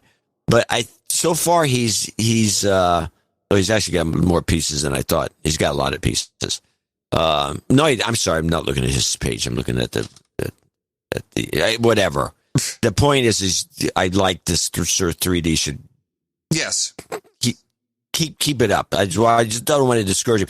Even that little piece of code that he did, is also learn cute. the code. Yeah. Yeah. And it's got 1 + 1. Unless it equals 2, try again. If anything close to 2, so you have to make it so it's wrong answer. Then he just a hug. And a correct. It's just a little piece of code. Guy is very funny. What do you think? Where did the yellow stuff come from? All of a sudden, everyone's like posting yellow. Did we say something that yellow was a I did a whole lecture on it. Oh, right. So everyone took yellow, and we, of course, ignored it totally. Well, it's because none of them have hit the money. You know, I mean, it's, they focus and on also the yellow thing is about packaging boxes, about box software. That's where it comes from. Exactly. And this is not box software; it's art. It's different. Well, anyway, as we've been discussing it, you can see several of those if you're using one of the Podcasting 2.0 certified apps, newpodcastapps.com. You will not regret it. Thanks to Dreb Scott for doing that, and along with all the chapters, which makes it so easy to find stuff.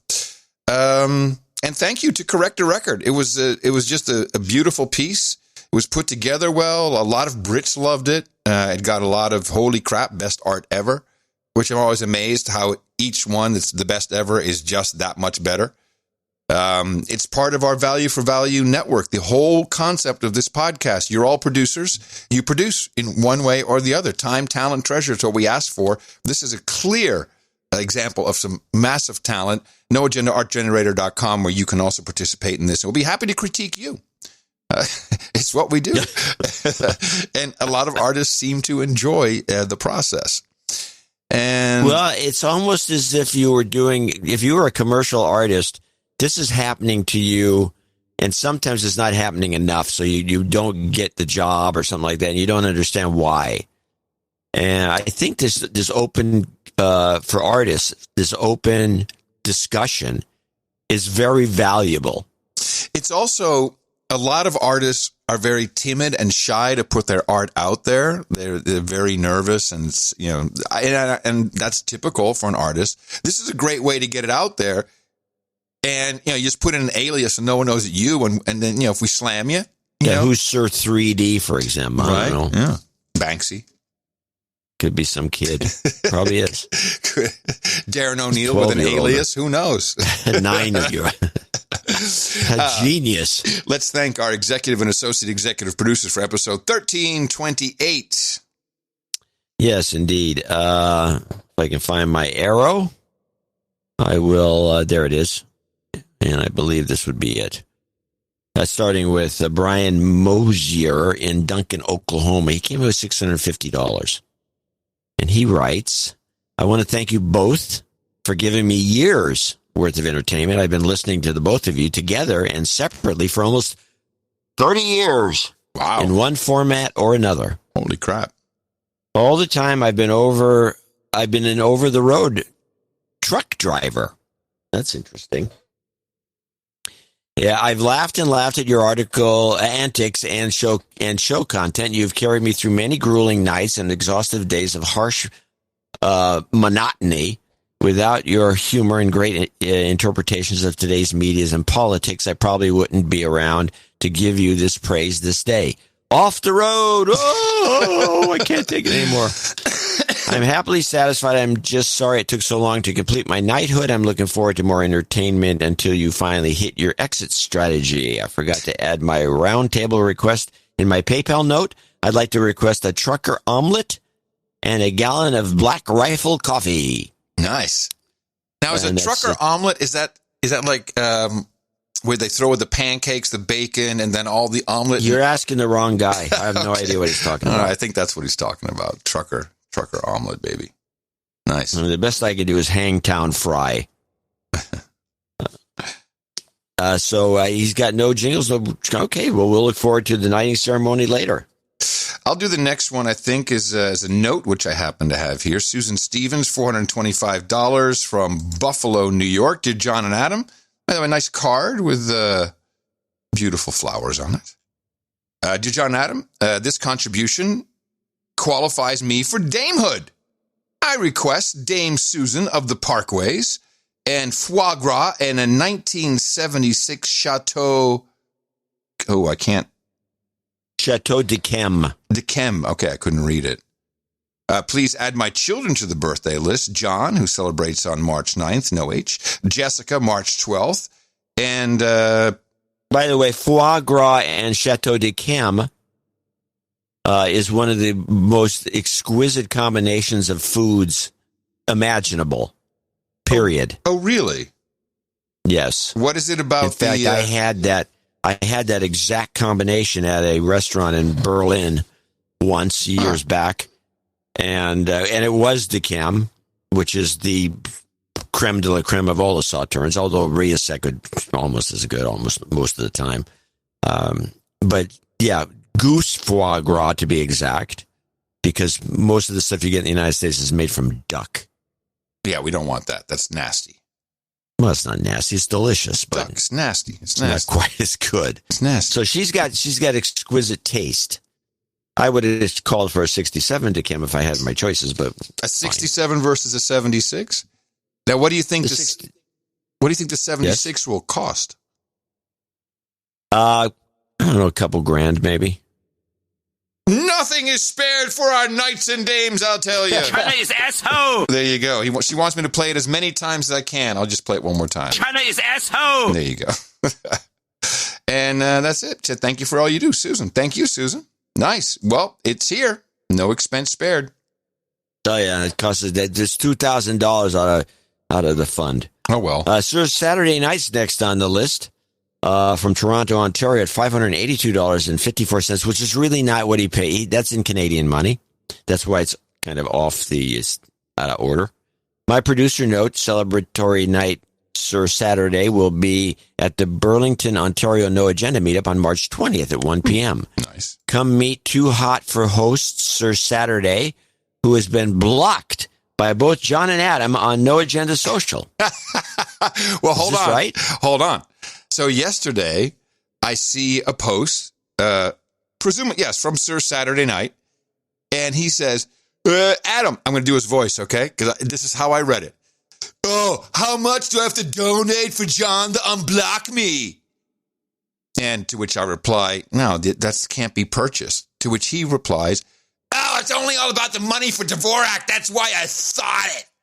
And I took that as an insult to my partner, and I blocked him. He's one of those guys. He will be at the Nuremberg trial of noagendasocial.com. He may hang from the highest rafter.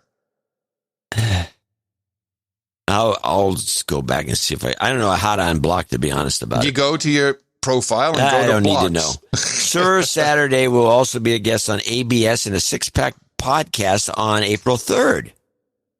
Okay, you'll love it. You want it for Christmas. Please play the new short I Got Ants clip that I submitted. He did that, I guess. Or yes. Yes, a while ago. I have it, yes. Okay, no one has requested it since that's not true. They haven't requested it per se, but he played it on the last show because I remember it. No one has. This is Sir Saturday's issues. This is why he gets blocked. It's this attitude. He's like irritable. He's irritable. No one has requested since I sent it in, and I want to hear how it sounds. It was played last show. This is a Canadian donation of $528.54, which puts me at the next tier of baronet. Okay, we're going to upgrade you. However, I do not want this title change because it would ruin the Saturday night joke of my whole thing. So we're not going to don't upgrade him. Take him off the upgrade list. I think he's on the upgrade list. No, he wants to be. He just doesn't want to change his name. Oh, okay. We'll just upgrade him, and then he can just drop it. And a shout out for Catherine's birthday on May 21st. Hope that's on there. Yeah, of course it's on there. All right, so Saturday night, of course we've got your ants clip. I got ants.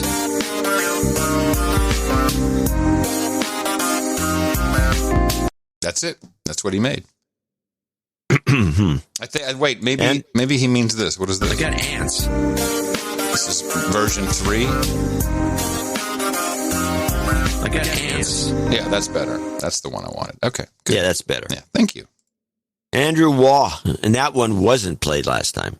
Andrew Waugh in Cincinnati, Ohio, 33333. This is my first time donating at a producer level and I've been a listener since 2013. I hereby repent. And I humbly ask for a de-douching. You've been de-douched. Now, he's not on the birthday list that I know of.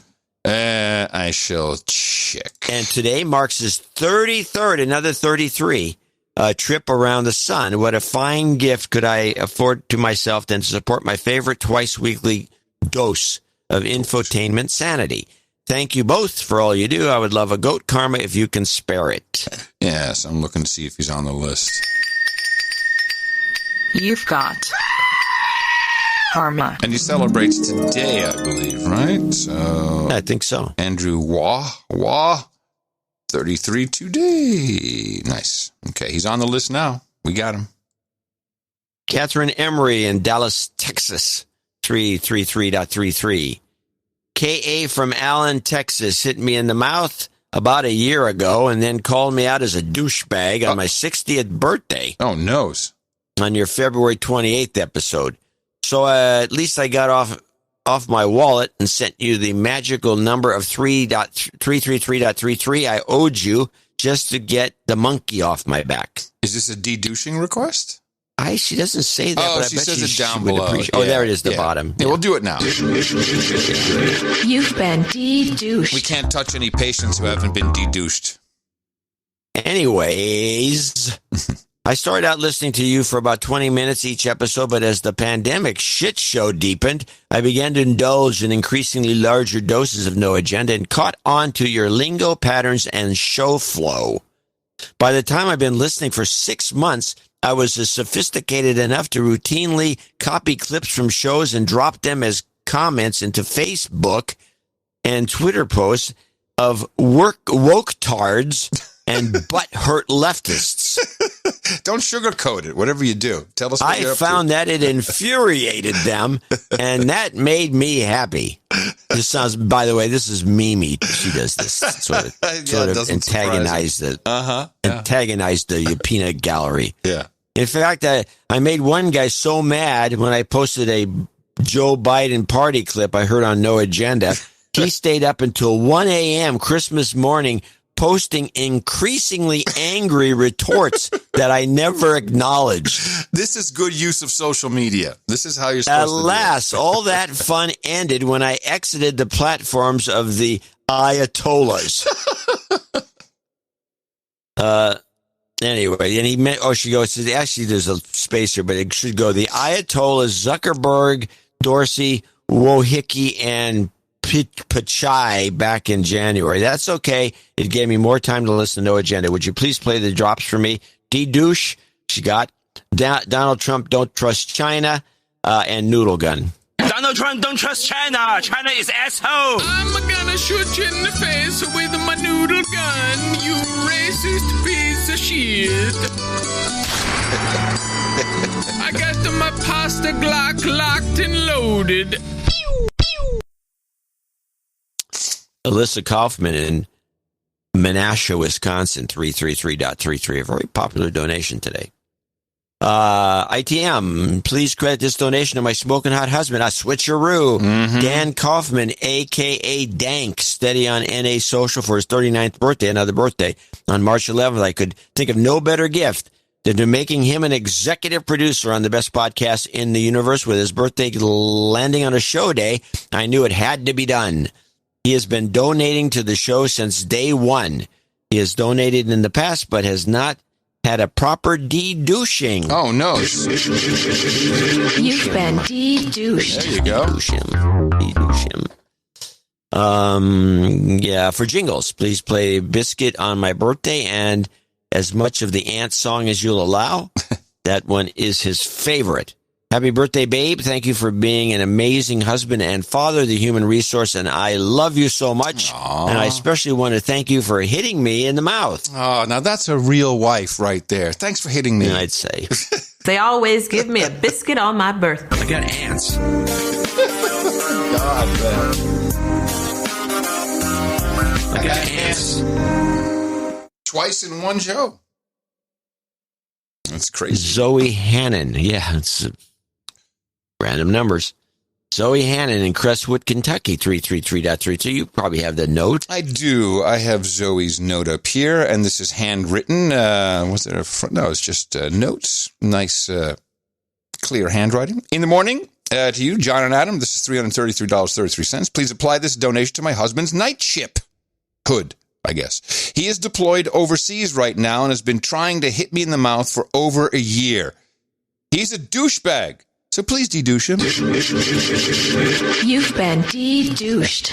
During the election debacle of 2020-2021, YouTube brought me back from the brink of what the actual fuck to my usual Who gives an F baseline? I've listened to every show since. Thank you for your contribution to my sanity. I don't need any clips, just some karma for my husband's safe return. Thanks, y'all, says Zoe. And absolutely, the long-distance relationships, it seems, particularly deployments overseas, the No Agenda show is helpful to some degree. And so here is the karma for his return. You've got karma. Sir Belo's next. He came with $333.01, and he's in St. Joseph, or St. Joe, Missouri. This donation is to allow me to call out my friend Dustin as a douchebag. I hit him in the mouth some time ago, and he's now listening on the regular. Step up, brother. Hopefully he didn't take my threat too seriously and get an Insta night today. No, he didn't. Nope. No jingles, goat karma for all. Also mention No Agenda at the Felix Street Pub in St. Joseph, Missouri for a free shot of courage. That's mention No Agenda at the Felix Street Pub in St. Joseph, Missouri for a free shot. Okay. Yours truly, Sir Belo. Someone's got to report back on what happens. You get a shot. You get a shot of whiskey. Courage. Get a shot of courage. Courage. Nice. A shot of rye. Yeah. Umami Mama. Hello, Kansas Umami City, Mama. 333. Umami Mama in Kansas City. My husband and I are longtime listeners, first-time donors. Please de-douche us. You've been de-douched. We've attended our first meetup recently and felt it would be well past time to cleanse ourselves of our miserly manners. My husband has been saving up to give you guys an astronomically large, numerologically fancy donation. When I told him that I was about to donate, he caved and decided to split the donation costs with me.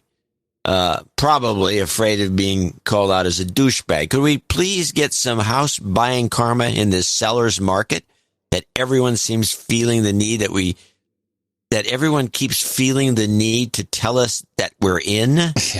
Same here. Hey, man. Really? Oh, yeah. It's a seller's market. It's funny. It's always a real estate person saying that to you. Thanks for everything you do, Umami Mama.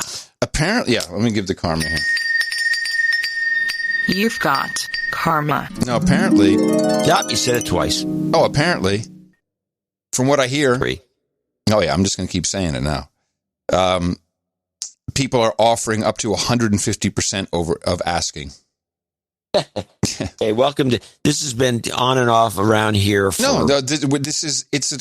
completely the same. We have the douchebags. We got the Ferraris on the street. Some douche yesterday would license plate loop me up or something. Fuck you. Get out and ring, ring, ring, ring, ring, ring, ring, ring, ring, ring, ring. Oh yeah. Oh my goodness. Yeah, keep your foot off the pedal, douche. Thank you. That's exactly how I felt about it. Yeah, draw attention to yourself. Horrible. Yeah, I mean it's bad. I mean, having a Ferrari is fine if you have. It's a nice driving car. Everyone should own one, but you can't afford it. Everybody should have one. It doesn't mean that you should be. Hey, look at me! I got a Ferrari. Yeah, that's pretty much it. Hey, my penis is small. Zoe, meanwhile, or Zoe in Hampton, Virginia, 333. She comes in. Sadly, I've been an avid listener for longer than I care to admit without donating. Please accept my first monetary contribution. Sincerest humble apologies, and please de-douche me. You've been de-douched.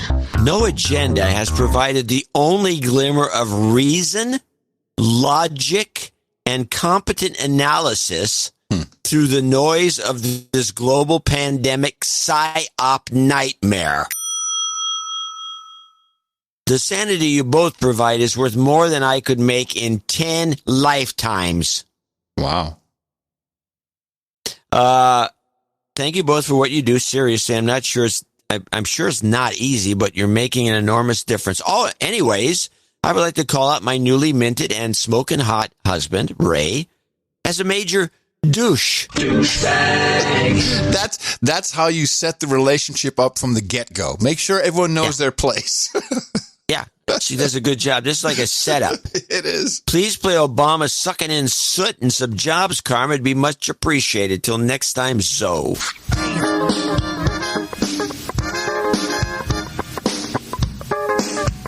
You might die sucking in soot. You might die sucking in soot. Jobs, jobs, jobs, and jobs. Let's vote for jobs. You've got karma. I'll grab this one. Keith Larson, our first associate executive producer from Long Lake, Minnesota. $250. Thank you. In the morning, Adam and John. In my last quarterly donation, the note I requested and received jobs karma. With mixed emotions, I report that I've obtained employment since then. Mixed emotions? Why? Well, because I really enjoyed my time off, especially since I moved from Minnesota nuts to Florida for the winter. Anyways, my first paycheck amounted to $1,337. This is an episode that's coming up soon, by the way. 1337. Not a magic number, but close enough to remind me it was time to contribute my newfound value to the best podcast in the universe. Please accept my treasure, and I submit 2 comments which demonstrate I have time but no talent. 1, the penultimate show before your planned vacation, by my calculations, will be show number 1334 on April 1st. If you divide the show number by the date 401, the result is 333. Somehow you can turn that into a fundraiser. Okay. 2, I challenge the producers with musical talent to record a song based on the Doors' LA Woman. In place of the Mr. Mojo Rising segment, I propose Slow Joe Biden, Got to Keep on Lying. The lyric possibilities are endless. I'd love to hear it end of show. Thanks for doing the work. Adios, mofos. Keith, so would I. You know who I miss? I miss Sir Chris Wilson. Sir Chris Wilson, still on noagendasocial.com, but I think we burned him out on the end of show songs. As sadly as Well, you predicted that, by it the way. always happens. It always happens. He was going so hard, man. He fizzled. Yeah, I've seen it. Yeah, it happens in people that write, too. Yeah. But it'll never happen to Glenn Greenwald. That guy can just write for forever. God, no. It just never stops. He said, oh, man. I'm reading one of his things he just sent out bitching about something, and then he bitched about something he's bitched about before. This one woman at the New York Times that he really dislikes. Oh, yeah, this is, yes, of course. And so I've actually looked into her. She's just Taylor it's a long Lorenz. Story. We'll talk about it on the show someday. Taylor Lorenz. But I'm reading, yes, and I'm reading. So it's getting pretty good. He's going on it, and I'm looking at the little slider on the right. It's not even halfway. It's not halfway. It was barely budged, and I've already read like an hour's worth of material. I know. It makes no. I mean, Glenn Greenwald. Every time, I'm like, oh, Glenn Greenwald article. Blah blah blah blah blah blah blah blah blah. Yeah, he violates the rule about essays, which you make 1 point, not 3. Yeah, and then squirrel. Now, my favorite one from him was about almost a month ago, where and I sent it to you. I said, listen to this. He felt not as much. He didn't have enough room, so he wrote like still too long of a piece, and then he added a video clip where he talked for a half an hour. Yeah, it's little. He should do an extra column a week and spread it out. I don't know. It's one of those situations where you could actually use an editor, even though most writers hate hearing that. I use an editor. And Sir Dave Fugazotto could probably use an editor, so I'll hand it to you. Yes, and I do have Dave Fugazotto, the Duke. I've edited him here. Very good. I'll read his notes. Gents, I just finished the latest show, and I wanted to share my experience in Saudi Arabia, various COVID apps. I submit this not as the content, but as proof, as I'm indeed still in the magical kingdom. So he wasn't doing it for any sort of interesting, because it wasn't. He's got a list of 3 different apps that are being used around there, and he's got an outline in great detail. And it's nothing of any importance to anybody that's not there. We have 1 or 2 other people in the area, and they can talk amongst themselves. He goes on to say, interesting, they note the immunity date at about 10 days after my first shot. Pfizer has been the main vaccine used out here. Marketing. Well, of course, they got guarantees on the oil wells. Probably. They probably take over the oil. Hey, they're rolling out we need some oil as collateral. But they're rolling out the AstraZeneca and Moderna flavors as well. One thing I will say is that the vaccination process is surprisingly well organized. Once you get your appointment, you're in and out in literally minutes. Surprising because the general sense of disorganized chaos one sees as part of normal daily life in Saudi Arabia. We are on our third 60-day termination notice since July, and things are rolling quickly to our program's demise. We don't know what he does. I'm confident my role here will be complete sooner rather than later, and I'm cool with that. Hopefully the company, I would hope so. Hopefully the company has enough money left for me to cash in the 60 days of vacation time I've accrued. That's always a problem. Oh, yeah. You want that money. Now, if they'll only reopen the international travel, 17th of May, inshallah. Inshallah. The country finally reopened normal in-restaurant dining and most things except for gatherings or larger numbers as of today. Working on setting up a meetup with the producer John alerted me to. So I'll file a report once we have a successful link up. I got the Webb Hubble telescope joke, John. That is all. Goat karma for everyone, please. Thank you for your courage. And Dame Melody and Dame Isabella, he misses you and loves you very much. You've got karma. And I can get the next couple probably. Yeah, Sir Addison, CEO. Fix my borked spreadsheet. Your spreadsheet's borked? Yeah. Okay. This Fugazoto borked it. No, you edited it. That's why. No, I didn't really. I did something else, though, that seems to have borked it. So I have to probably reload it. So you can continue in my stead. Sir Addison, CEO of Shitpost and Ebles, 23333 St. Charles, Missouri. Sir Addison, CEO of Shitpost of Ebles.com, here to produce another episode of the best podcast in the universe. Yes, you are. I just wanted to say that I greatly appreciate No Agenda Social and Gitmo Nation as a whole.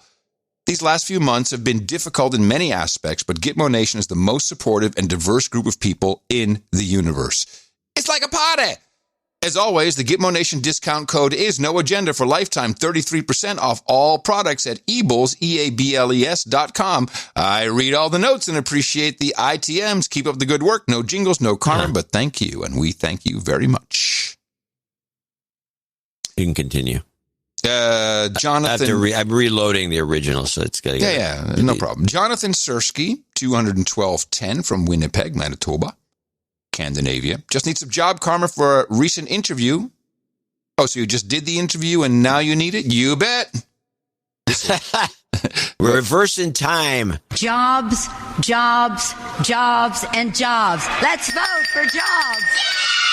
You've got karma. Wes Olson, Seattle, Washington, $200, been listening for a month and love the show. Well, welcome, Wes, and thank you. That's a quick donation. Wants a de-douche. You got it. You've been de-douched. Said, if possible, where am I? I lost my place. If you could, I would love a Heavenly Farts, Dumps, Fauci Wheeze, and Karma. Okay, I think we can line all that up for you, and we'll do that for you right now. Before we begin, let's pray. Let's pray. Heavenly Farts, Heavenly Father. They did dumps. They call them dumps. Big, massive dumps. I'm You've back. got karma. Where are you? Which one? I'm done. We don't need you anymore. Tony Travostino from East Bangor, Pennsylvania, $200. Love the show. Here's some dough from Tony Travostino. Mr. Travostino, Mr. Tony Travostino. And finally, our last associate executive producer for episode 1328, Stephen Nix, $200. He's from Dawsonville, Georgia. Note additionally sent to john@dvorak.org and adam@curry.com to prevent PayPal note cutoff. Millennial dude named Ben, extremist Christian with psychopathy here. Thanks for the exceptional value you provide. I've incorporated value for value in my daily life. Want to meet like-minded people near Georgia via meetups, as I've been living home alone as a hermit for too long. Attempted meeting people at church, but apparently my opinions aren't welcome in churches anymore. Go figure. I am at Elgo on NA Social, at EGLO, EGLO on NA Social. D-Douche, please, no jingles, no karma. Praying for you both, and we pray for you as well, Stephen. And I'm sure that we can find some people to hit you up on the now closed secret club, noagendasocial.com. You've been de-douched. And that wraps up our nice group of people here. And nice notes, not too long, very impressive. And well, that was our executive producers and associate executive producers for sure. 12, 13, 28. We're getting to, what was that one he wants? 1334, and then there's also 1337, which is, that's the lead. That's a big boy. That's the, that's the big boy, yes. That's the lead donation. I'm going to donate for that. That's going to be really good. Thank you. These are very authentic credits. You go ahead, look on IMDb. You'll see more producers, even some Hollywood types who use these. This is no joke. You are really a producer. We've shepherded, birthed, and evolved the value for value model, and we have really a group that just can't quit. You cannot buy this type of production. You cannot buy this type of financing. It is put it on your business card, CV, resume, business card, your website. Put it on your vaccination passport. That you are executive producer or associate executive producer of episode 1328 of the No Agenda Show, the best podcast in the universe. If you'd like to do it again for Sunday's show, please go to our donation page. Easy to remember because all the kids sing the jingle. Dvorak.org/NA. Thank you for your time, your talent, or your treasure in this case in our value for value model. Our formula is this. We go out, we hit people in the mouth.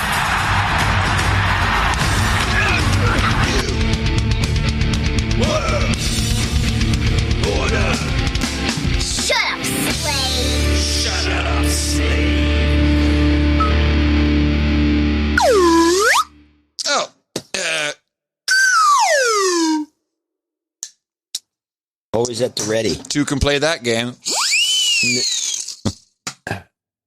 I think we should do a quickie on, let's see what's going on with Nigel Farage. He's quit the party. Yeah, is that the Brexit party, or which party did he quit? Yeah, the Brexit Reform Party. Yep. Farage has in recent times been the leader of Reform UK, formerly known as the Brexit Party. He said on Saturday he'll quit as leader, but will still have an honorary position within the party. Having been an effective campaigning politician, Farage now wants to continue influencing British public opinion through media and social media. His top priority, to counter the infiltration of the Chinese Communist Party in the UK. He says the CCP's influence has been growing in Britain, but the British establishment has effectively sold out to it. He says a big educational campaign to inform the public of this worrying trend is needed, and he will fight for that. Farage is also concerned about the indoctrination of children in British schools. Yeah. He says schools aren't teaching young people critical thinking. Instead, children are being politically propagandized. Campaigning for the health of oceans and encouraging people to plant more trees are also on his agenda. Is that his agenda? Plant more trees? Has he gone green now? Yeah. He's always been a tree guy. Yeah. Huh. You need some place to take a pee when you're in the woods. You know, I do have some climate change stuff. 2 clips if you're interested. Are we on climate change? Let's see. I don't have any climate change material, so you're going to have to take this segment. Yes. Well, it's ratcheting up. That's part of the Build Back Better. We heard Jacinda, the Prime Minister of New Zealand, already say, it's time to build back better. This is about the time. You come out of this. Unfortunately, they're going to have to take Joe and President and Vice President on the road to communicate some of this Build Back Better stuff. And Greta Thunberg, she is not happy with Joe. She does not feel that he has done anything that he promised, is not doing it the right way. He just got in office. Yeah, well, so Here is, she was queried about this, and she gave a very open, very honest response. Is there a specific policy goal? If he rang you up and said, Greta, what should I do? What I can wave a presidential magic wand, executive order. What should I do that I'm not? What would you say to him? Well, nothing, because that's not democratic. An elected leader cannot do anything without support from voters, and I would not want anyone to do anything that would not have the support, because that would be undemocratic, and democracy is the most precious thing that we have, and we must not risk that. So what we need now is to raise awareness and to create public opinion, to treat the crisis like a crisis, because if people are not aware of the crisis that we face, of course they won't put pressure on the elected leaders. So I would just tell him to tell the situation as it is. Because, yes, you could say, I meet with a lot of world leaders, and they say, I can't do anything because I don't have the support from voters. Well, how can you expect support and pressure from voters if you are not treating the crisis like a crisis? Since the climate crisis doesn't exist, how can we expect people to want climate action? Jeez, lady. Well, what's interesting is she said, since the climate crisis doesn't exist, how can we expect action? The terms are and there's a reason I'm playing this clip. So she's, instead of saying there's no urgency, she didn't do the houses on fire thing, she said there's no climate crisis. And although we can chuckle and say that's right because there isn't, what she really means is the term climate crisis. And this is never just a thing that, not coincidental that Greta comes out and starts talking to the media. I hate to do it, but he is important in this particular context. Watermelon head, Kerry, Freudian slip. He's all over the climate crisis. The scientists have told us very clearly that we have to take certain steps. We have to reduce the amount of greenhouse gas emissions at a certain pace in order to be able to hold the Earth's temperature increase to 1.5 degrees and in order to reach net zero emissions by 2050. By the way, his tongue went out the minute after he said that. What? Did he say temperature? Oh, yeah. This guy is an elite douche. Yeah, that's a douchey thing. Temperature. Well, we say measure. It's not temperature. It's temperature. Temperature. In order to be able to hold the Earth's temperature increase to 1.5 degrees. Oh, okay. It's in the middle somewhere, but you know that he's on his way. Not bad as I thought. He's on his way to Europe, so he'll be talking like that. And in order to reach net zero emissions by 2050. That time period is the area within which we have to act. Now, if we don't act right now, in this next decade, we do not have the ability to hold it to 1.5 degrees. We lose the ability to have net zero by 2050. And the result of that will be massive dislocation, huge food interruptions, increased intensity to storms. I mean, a whole sea level rise, and so forth. Now, I'm not saying this. The scientists have said it. People who have spent their life sounds like you're saying analyzing these facts and statistics and making this judgment. So we, as public people, have a responsibility to represent our populations sensibly and by using common sense. We insure our homes. Where you have X percent, it might burn down. You insure your life. We have X percent, you may have a heart attack. We have 100% certainty that these bad things are happening because of climate crisis. There it is. We need to respond accordingly. There it is, climate crisis. He's pushing it. That will be the new term. It won't be global warming, won't be climate change. It's just climate crisis. It's been signaled by the elites. We've discussed when this came about. This is over a year ago when they came up with this term and they tried to push it. And they've been using it on democracy now. Yeah. But it was a competition between the other term or the other option, which was climate emergency. Yeah. Alliteration. So climate emergency and a climate crisis, and the emergency seems to have lost out. Alliteration is always better. I mean, why would you even, if we were in the meeting, we'd know. Climate crisis is the way to go. Yeah. I think. Well, it seems to work. All right, I got a couple. I got some China stuff. I got Biden. I got at least. Normally, I only do Biden on Sunday, but I couldn't resist this one. Yeah, we need to do the Biden because it's.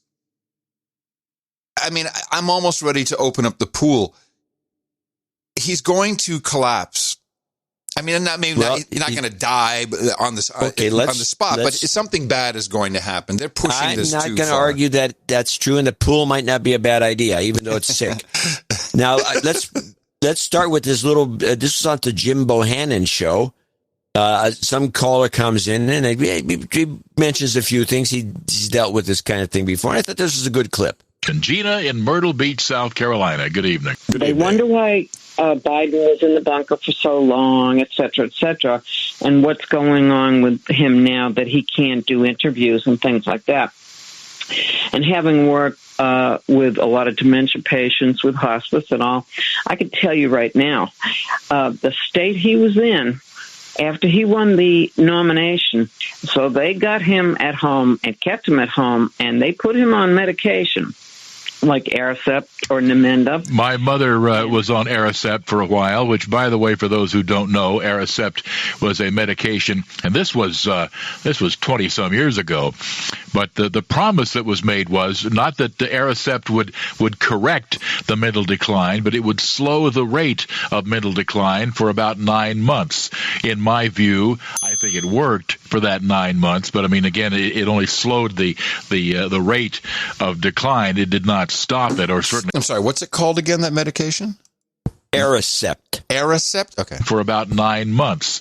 In my view, I think it worked for that 9 months, but I mean, again, it only slowed the rate of decline. It did not stop it, or certainly not reverse it, but just for those who aren't familiar. And I would have to think, Gina, that was, like I said, 20 years ago. Don't we have better medications now? They still use it, but they also have other things that a lot of people like ADHD patients use. Okay. And they give them things to brighten them up a little bit, like Ritalin or any kind of a speed.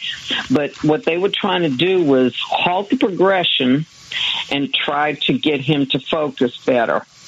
And once they assessed him that he was about at top speed, they put him out there, and he did okay for a little while, but now you notice that the stress of the job and the hours that he's putting in, he's declining again.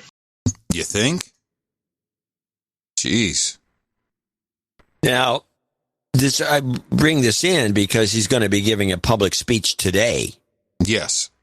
Now, whether it's going to be pre-recorded and edited, which is what I suspect. But that's not what the press actually wants. The press wants him to do a Q&A so they can talk to him. That's not going to happen. They're handling it with kid gloves right now, but that doesn't last forever. And here he is. This is the one that's went around the net, which is where he forgets the Secretary of Defense's name and can't say Pentagon because he doesn't remember what it is. After he's giving he's announcing 2 women being moved up the ranks in generalships in the Army, I believe, and he's giving them the congratulations, and then he turns to his Secretary of Defense, Austin, that guy, black guy, and they can't remember his name, and then he says, and it just fumbles around, and this is going to be hopefully. Mainly because of this segment, even though at some point I'm going to stop doing this because I think it's getting pathetic. Hopefully it'll show up again tonight, even though I'm sure they're going to jack him up with some. Hopefully. I just want to thank you both, and I want to thank the former general. I keep calling him general, but the guy who runs that outfit over there. I want to make sure we thank the secretary for all he's done to try to implement what we've just talked about, and for recommending these 2 women for promotion. Thank you all. May God bless you all, and may God protect our troops. This Aricept, there's a commercial here from 2009. Do you mind if I just listen to what it does and what their example is? See if we can. Yeah, I'd like to hear it too. Let's see if we can. Every Sunday, lasagna at Mom's was a family tradition. When she started forgetting things, I was hoping it was nothing. Grandma! What a nice surprise! Mom, it's Sunday. That's when I knew I couldn't wait. Mom's doctor said these were signs of Alzheimer's, a type of dementia, and that prescription Aricept could help. He said it's the only treatment proven effective for all stages of Alzheimer's. Studies showed Aricept slows the progression of Alzheimer's symptoms. It improves cognition and slows the decline of overall function. Aricept is well tolerated, but not for everyone. People at risk for stomach ulcers or who take certain other medicines should tell their doctors because serious stomach problems such as bleeding may get worse. Some people may experience fainting. Some people may have nausea, vomiting, diarrhea, bruising, or not sleep well. Some people may have muscle cramps or loss of appetite or may feel tired. Oh, my goodness. In studies, these were usually mild and temporary. Mom. Talk to your doctor about Aricept. Don't wait. Alzheimer's isn't waiting. Wow, that's the reason to take it. Is I forget what day it is all the time, but I'm always saying Sunday when it's Thursday. Well, there's a reason for that. It's not Alzheimer's. No, I understand, but that's all that it takes to get someone to go on this stuff. Biden's way. Yeah. The great. Ask your doctor if it's right for you. If you can remember your doctor's name. I mean, there's a million jokes you can do about this, and they're all sick. And I apologize in advance. That's okay. I do have one. If you got, I don't know if you have a cancel culture segment. Ready? Yes. I have one. A gem. I do. Yes, please. I mean, there's only two segments, but yeah, let's hear it. What you got? This is the Chinese director who won the Golden Globes, and the first Chinese director in history to get as far as she's gotten in Hollywood as a director. And the Chinese, they're all over. This story is not being played in this country. This is from NTD. And it is really, I think it's kind of amusing. This Chinese director punished by the Chinese. The Chinese regime is leading a statewide boycott of the award-winning film Nomadland. This because of a comment from its Chinese director back in 2013. NTD's Don Ma has more. An award-winning Chinese director is facing backlash in communist China. That's for a comment she made back in 2013 critical of the regime. Chloe Zhao is the director of the 2021 American movie Nomadland. Last Sunday, she made history at the Golden Globe Awards with her new film. Zhao became the first Asian woman ever to win the title of Best Director. Zhao's win was initially celebrated in China. On Chinese social media platform Weibo, her win trended with hundreds of millions of views. Chinese state media even crowned her as the pride of China. Chinese film authorities approved the film for a domestic release in April. But Chinese internet users soon dug up an interview Zhao had in 2013. Zhao told Filmmaker magazine at the time that China is, quote, a place where there are lies everywhere. A lot of info I received when I was young was not true. I went to England suddenly and relearned my history.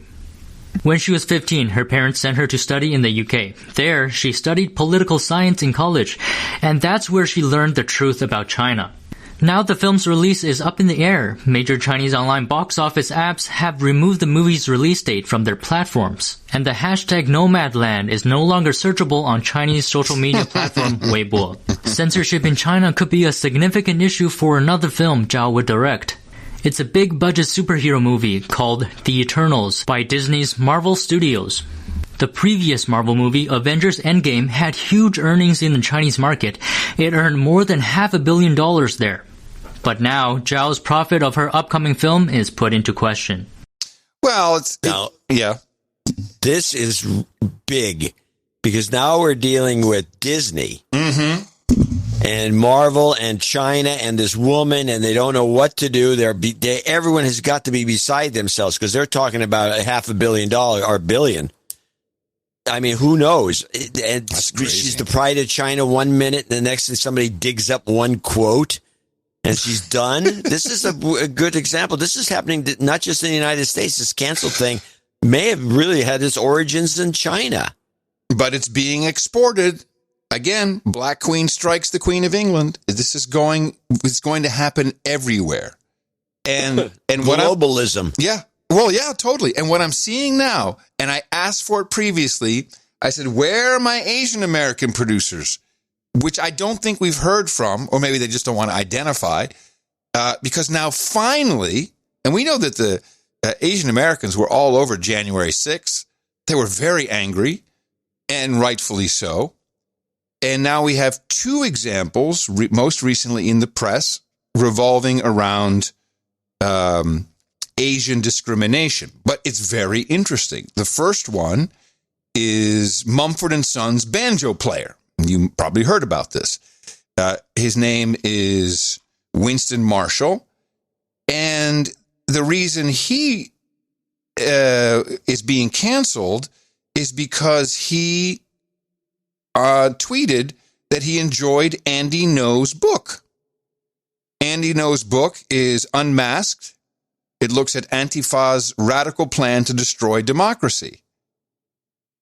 And, of course, Andy Ngo is Asian American. So this guy gets canceled so hard, he has to post this. And it's really sad when you read what someone has to do to reclaim their dignity by really making yourself undignified to the max. Over the past few days, I've come to better understand the pain caused by the book I endorsed. Endorsed a book.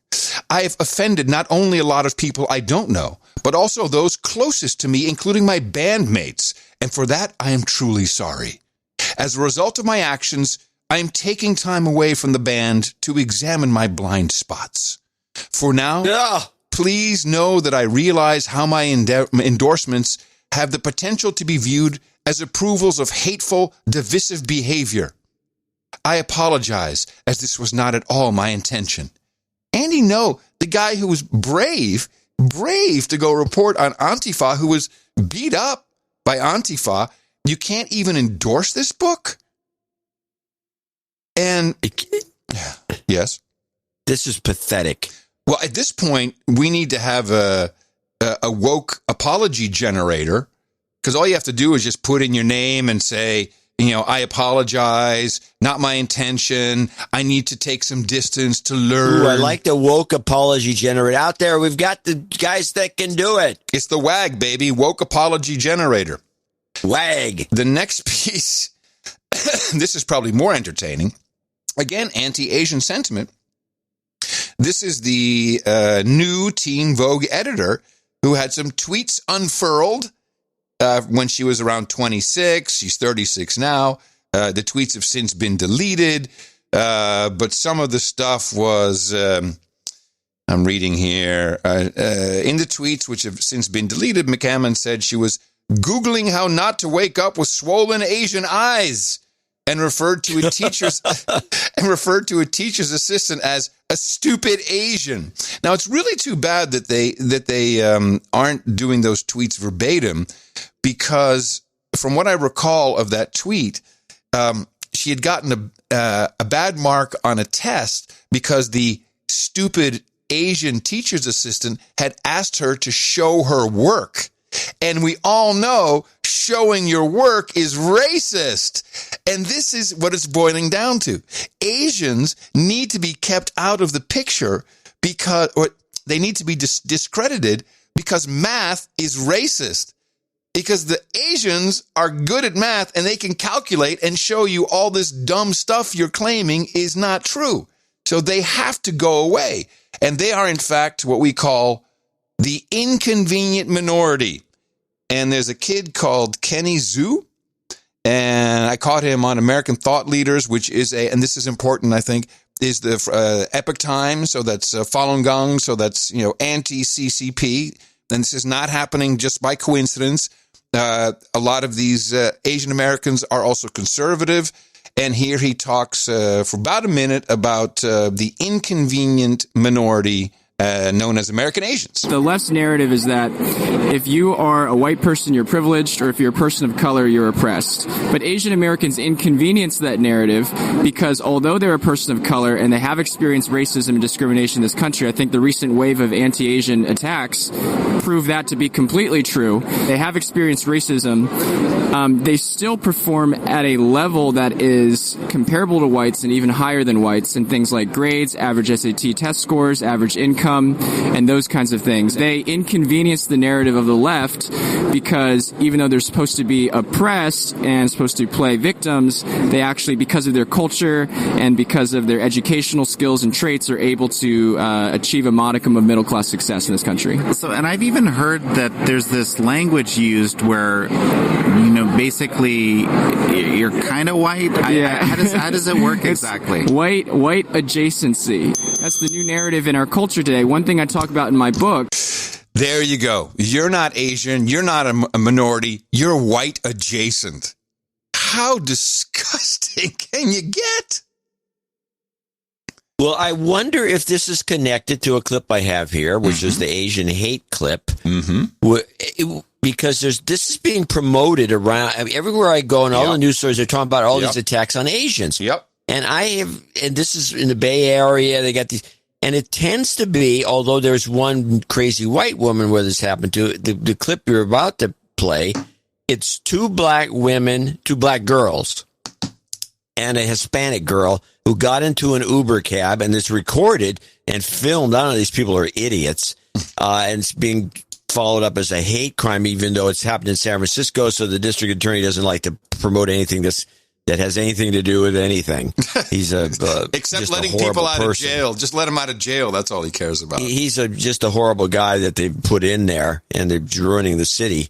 But just listen to this clip. There has been an alarming and rising spike in hate crimes, primarily targeting Asian Americans and Pacific Islanders.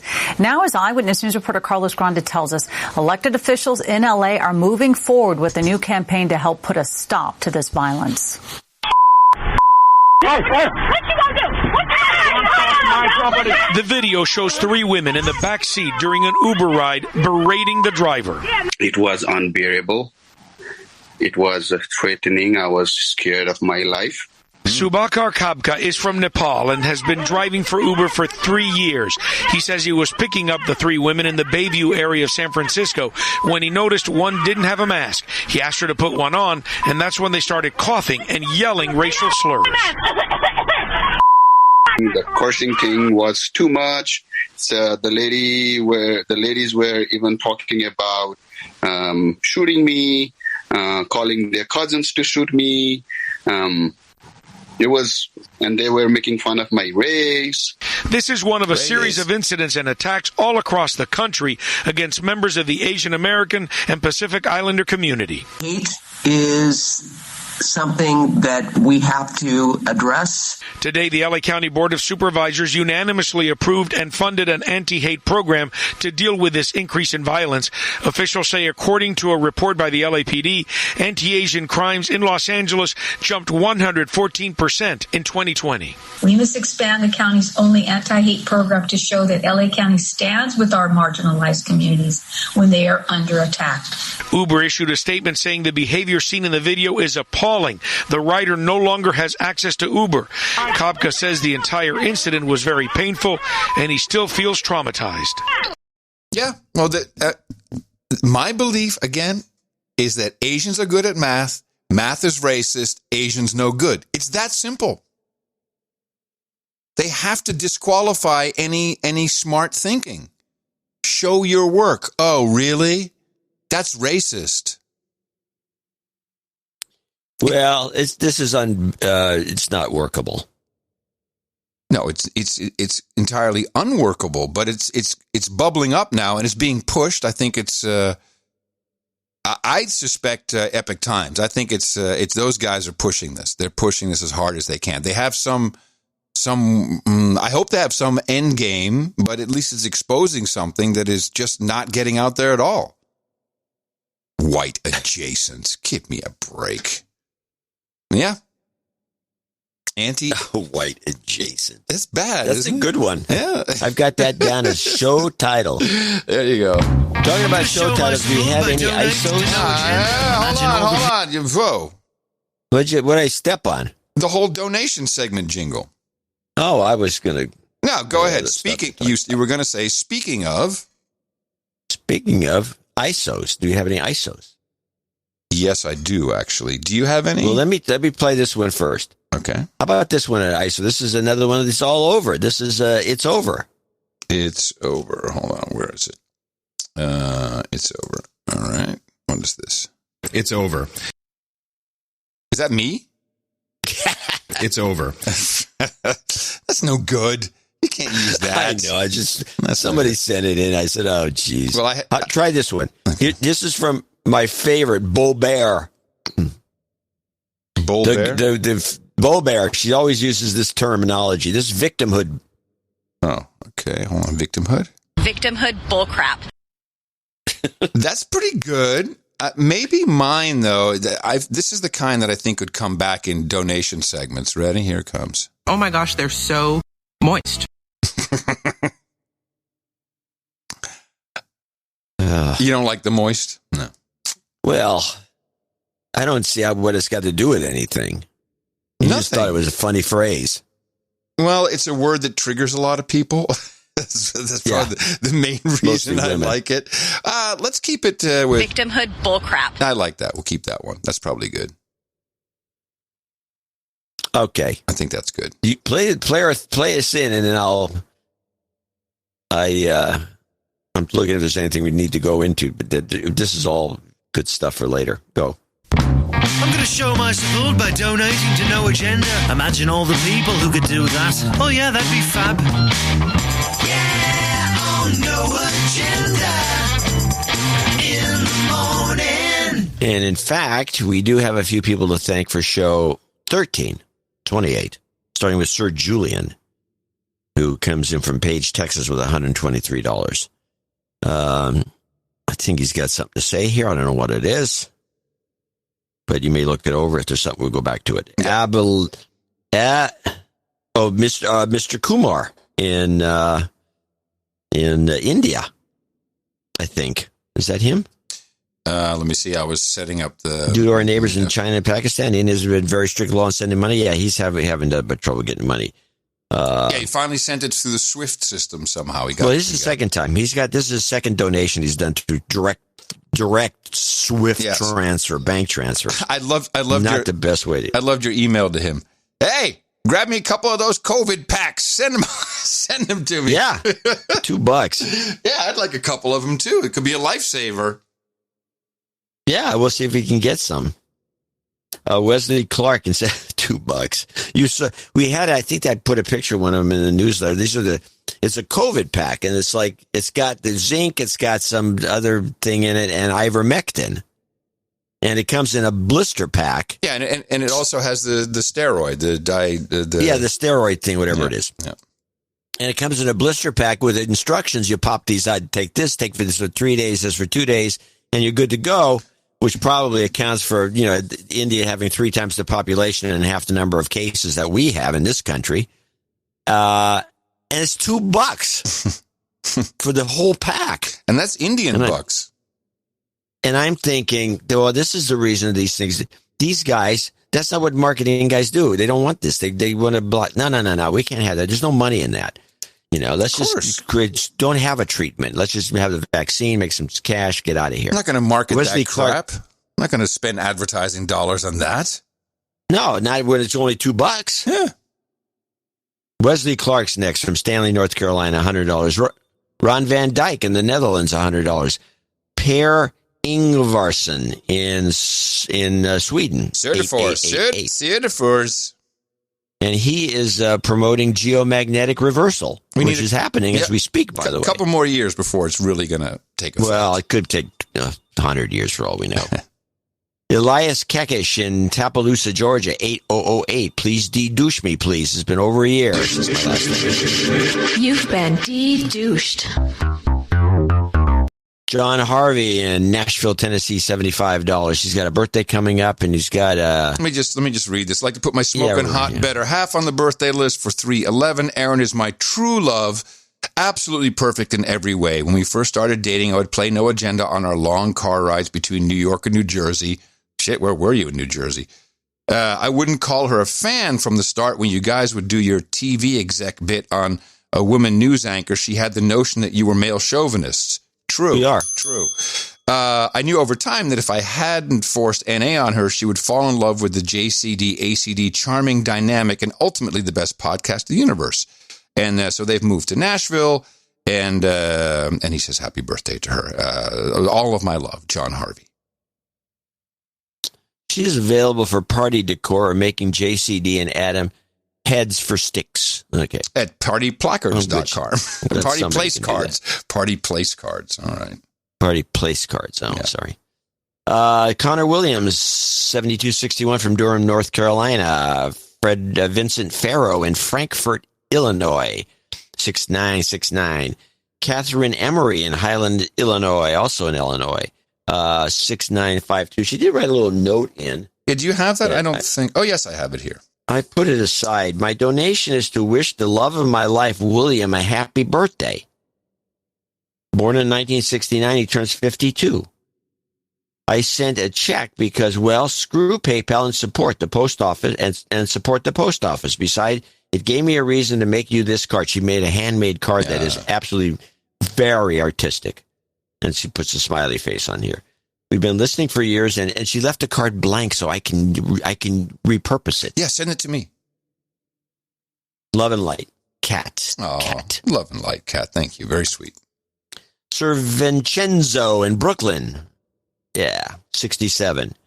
It's Sir Vincenzo. Birthday donation for my daughter Gabriella. Turned 17. Richard Brodowski in Smyrna, Georgia, 6013. These are all birthday people. Mm-hmm. Sir I.T. Barrington, Knight of the Black Telecaster in West Lynn, Oregon, 60. And it's another birthday. It's to celebrate his beauteous. I don't even know how to pronounce it, actually. Beauteous wife, Dame Sparkle. Dame Sparkle. Yep, and he says, guess how old she is. He gave $60. Okay, she's 39, probably. Hello, that's my guess. Always. Anonymous, 5555 in Greenfield Park, New York. TJ Johnson, 5510 in Westfield, in parts unknown. Alex B is in Westfield, Massachusetts. That's at 5510. Chase Poulton in Knoxville, Tennessee, 5140. Aubrey Fritz in Ogden, Utah, 51. He needs a de-douching for her husband. You've been de-douched. That's a de-douching for Isaac Barnes. Alex Saul in Cleveland, Ohio, 50. The following people are all $50 donors. Name and location, starting with Alex. Then Michael Hayner in Paris, California, PERR. Sir Robert Deccany in Fairfax, Virginia. Sir Haymoose of the Piedmont Province in Mooresville, North Carolina.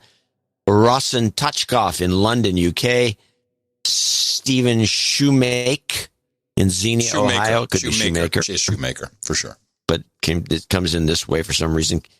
Dame Kimberly Redmond in Toronto, Ontario. Jesse Hall in Friendswood, Texas. Robert Drykosen in Oshkosh B'gosh in 50. And a Dame call out for Dame Jennifer Drykosen, birthday coming up. And last but not least, Sir Big Papa Moose of the Ogallala Aquifer in Liberal, Kansas. I want to thank these folks for making show 1328 even possible. And we remind everyone that you can do a lot for the best podcast in the universe. We love reading everyone's notes for the execs and the associate executive producers. We love crediting everybody. All the producers come in over $50. Underneath that, you got plenty of things that you can do. They're much smaller donations. It really doesn't matter. As long as you make the donation meaningful to you, make the numbers that are meaningful, the amount. $5 could be a big deal to you. That is just as important as $500 to us. It's value for value. Your time, your talent, your treasure. Find out more at Dvorak.org/NA. And for those who need some jobs, Karma. Jobs, jobs, jobs, and jobs. Let's vote for jobs. You've got Karma. It's a birthday on no agenda. Yeah, well, here is our list. It's quite a doozy today, actually. Sir Vincenzo, happy birthday to his daughter, Gabriella. She turned 17 on the 4th of March. David Clevenger turned 70 on the 5th. Sir Vincenzo himself turned 50 on March 6th. Well, that's a cluster. John Harvey, happy birthday to his smoking hot better half, Aaron Erotokritos. Erotikritos. Celebrates tomorrow, actually. No, today, the 11th. Alyssa Kaufman says happy birthday to her smoking hot husband, Dan Kaufman. He's 39 today. Andrew Wah is 33 today.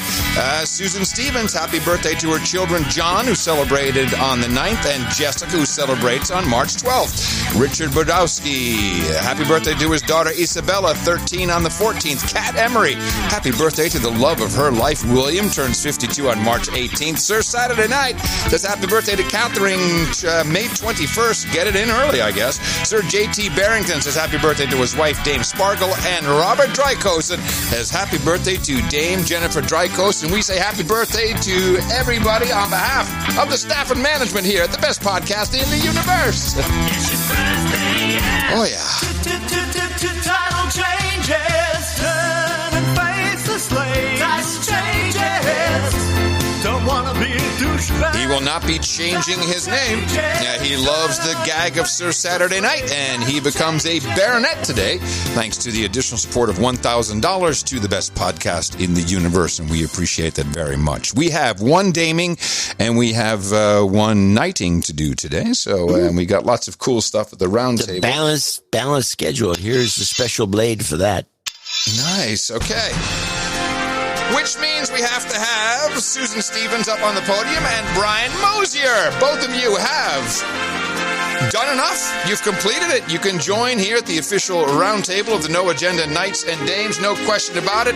We thank you very much for your courage, and I hereby pronosticate thee as Dame Susan of the Parkways and Sir Truck Driver, Knight of the Open Road. For you who've got hookers and blow, rent boys and Chardonnay. Also a trucker omelet with a gallon of Black Rifle coffee, foie gras, and a 1976 Chateau de Cam, along with some other stuff like vodka and vanilla, Rubenesque Women and Rosé, ginger ale and gerbils, bong hits and bourbon, or always the mutton and mead. NoAgendaRings.com, NoAgendaNation.com/rings is where you can give all the information to Eric the Shield. He's got a great producer website he's been working on.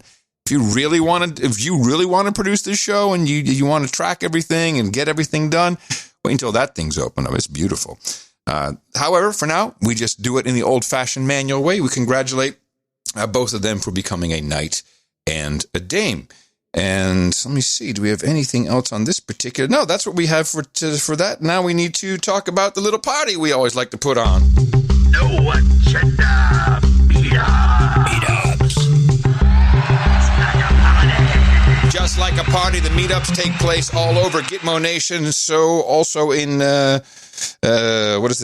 Philly, I think. Union Local 76, their March meetup. Here's a report. Hi, Adam and John. This is Sean over here at Manayunk, Union Local 76. We're having a good meetup. A bunch of first-timers here. Here's the round. Hey, this is Jim, and I just want to give a shout-out to my sister Deirdre and her new puppy, Mickey. Hi, Umami Mama here, and beloved Nation. Can't wait to donate some money and not be a douchebag anymore. Umami Papa here. Thanks for doing everything you guys do. You're making the world a better place. Hey, Adam, Sir Booch here, and I hope you guys in the morning. This is Sir Scatman of Norristown at the first meetup I'm not hosting, where we are eating grass-fed beef and busting balls. All right, yes, say goodbye to Keegan moving to Florida. Bye. Yes, sounds like a fun group. Here's the meetups on the schedule for the coming week. Today, in fact, we have the Denver Shapeshifter meetup at 6:30. Tomorrow, Tacoma, Washington, the Won't Be Triggered or Held to Blame pub crawl starts at 6 at the Odin Brewery. Also on Friday, Local 33, Lake Oswego in Oregon at the Dellum Pub. On Saturday, brand new on the list, the No Agenda Memphis, Tennessee, 1 o'clock Central Time, first meetup at Hammer and Ale. You got to be there. On Saturday, Castroville, Texas, amygdala and mask burning. Hopefully just the mask and not the amygdala. 2 o'clock You don't want to burn your amygdala. at Medina River Winery. Also on Saturday, San Diego, Save the Hour, protest, noon, New English Brewing. We like our brewing houses, don't we? Chicagoland Meetup in Exile, 2 o'clock on Saturday at the 6th Street Bar and Horseshoe Casino in Hammond, Indiana. That is where my sister-in-law always, I think that's where she goes. I think that's where she gambles. And she loves the gambling. March 13th, Saturday, Mum's the Word, Maricopa, Arizona, 6 o'clock at True Grit Tavern. And on Sunday, the Local 919, Durham, North Carolina. Kickback Jacks at 4 o'clock. What we have still to come in March. My goodness, we've got, so we have Nashville, we got Charlotte, North Carolina, we got, the Rabble Rousing in Riyadh, Saudi Arabia on the 19th. Go look at noagendameetups.com. You will be amazed at how many people organize these and where they are all over the world. And the great thing about it is you come together, you meet people you just might not bump into. One could be a truck driver, the other could be a professor, you can have a waitress, you can have a teacher, you can have a fireman, you can have a video jockey. It's all possible at the No Agenda Meetups, noagendameetups.com. They're like a party. Sometimes you want to go hang out with all the nights and days. You want to be where you won't be triggered or held to blame. You want to be where everybody feels the same. It's like a party. That's just one thing I wanted to mention before we go. Someone sent me a JSON, which is just a data format, of a profile on Clubhouse, which is, it's a very woke, very problematic place. So when you get a JSON, it has things in there like your user profile, your user ID, your name, the URL of your profile picture, your username, your first name, your last name. If you're new, if you're a speaker, if you're a moderator, were you invited on stage? But there's this very peculiar field in here, and this is someone who took a picture of a screen with this on it. I've tried to track down the origin of it. It looks legit, but who knows? There's a little field in there for skin tone. And in this particular case, this user... On skin tone on what scale? Oh, it says 3. So this person's skin tone is a 3, so I don't know if it's a 1 to 5, a 1 to 10. It may be completely bullcrap, but I just wanted to point it out. It sounds like bullcrap. It looks real. But I like the idea, and you would say this. Well, yes, because this program is so sophisticated that it will change the white balance and do some finagling with the algorithm, so you'd look perfect on screen. You won't look washed out. Except Clubhouse is audio. Clubhouse is audio only. It is? Yeah, Clubhouse is just audio. You didn't know that? No, I don't know anything about Clubhouse. It's something I have zero interest in. We have enough stuff to deal with. Well, I will say... But if it's audio only, okay, then it makes it silly. There's one thing that I had the thought about. If someone hasn't already done this, you might want to consider it. Clubhouse, I've not been on there. I've seen plenty of videos. I'm not interested at all. Please don't. How do you see videos if it's audio only? No, because people record it and then post the screen recording of their phone where you see the little icons light up when they're talking and they record it. That's how you record a Clubhouse meeting. So it's a video of what people look at on their phone, which is just a screen filled with people on stage or not, or in the audience. What I don't understand is why anyone is wasting any time on this. You need to go straight to corporate. This conference call app, that's what it is. It's a conference call app. Should be sold as a conference call app. It would revolutionize conference calls. Conference calls in business suck ass. The free numbers suck. They're horrible. They're no good. This is perfect. Yeah. You can moderate. You can give someone the microphone, bring them up on stage. You can shut people down. This is a great product for business. For people, it is destructive and stupid, just as a consumer app. Well, it sounds like an exit strategy. I didn't want to mention this baby over to business. That's what it is. I mean, we too can just license the Chinese back end technology. That's where they get it from. Yeah. Oh, the Chinese will license to anybody best price. Best price. One of our dudes named Ben might want to help us along. Help us exit. Yes, we need a dude named Ben that can help us on this because we're too old. Yeah, we need. Well, speak for yourself, young man. Time to exit. Time to exit. I got some migration stuff. I can move on. By the way, Mike, I got a Mike Lindell quit. clip. It's not about him. It's not with him. And I have a little question and answer thing here. You want to play? He's going to start a website. He's going to start his own YouTube. He's fed up. And MyPillow CEO Mike Lindell says he's launching his own social media website after Twitter suspended both his accounts. He made the announcement on Charlie Kirk's podcast last week, saying, quote, every single influencer person on the planet can come there. You're going to have a platform to speak out. Adding, we are launching this big platform so all the voices of our country can come back and start telling it like it is again. He goes on to say with his site, people won't need YouTube. He says people will be able to talk and not walk on eggshells. He hints it'll launch in 4 to 5 weeks, but didn't elaborate more. His site would be going up against the likes of Parler and Gab. Oh, my goodness. Another guy who's going to burn money. Yeah, it's just a waste of money. But I have the best name he could possibly choose. Can I guess? Pillow Talk.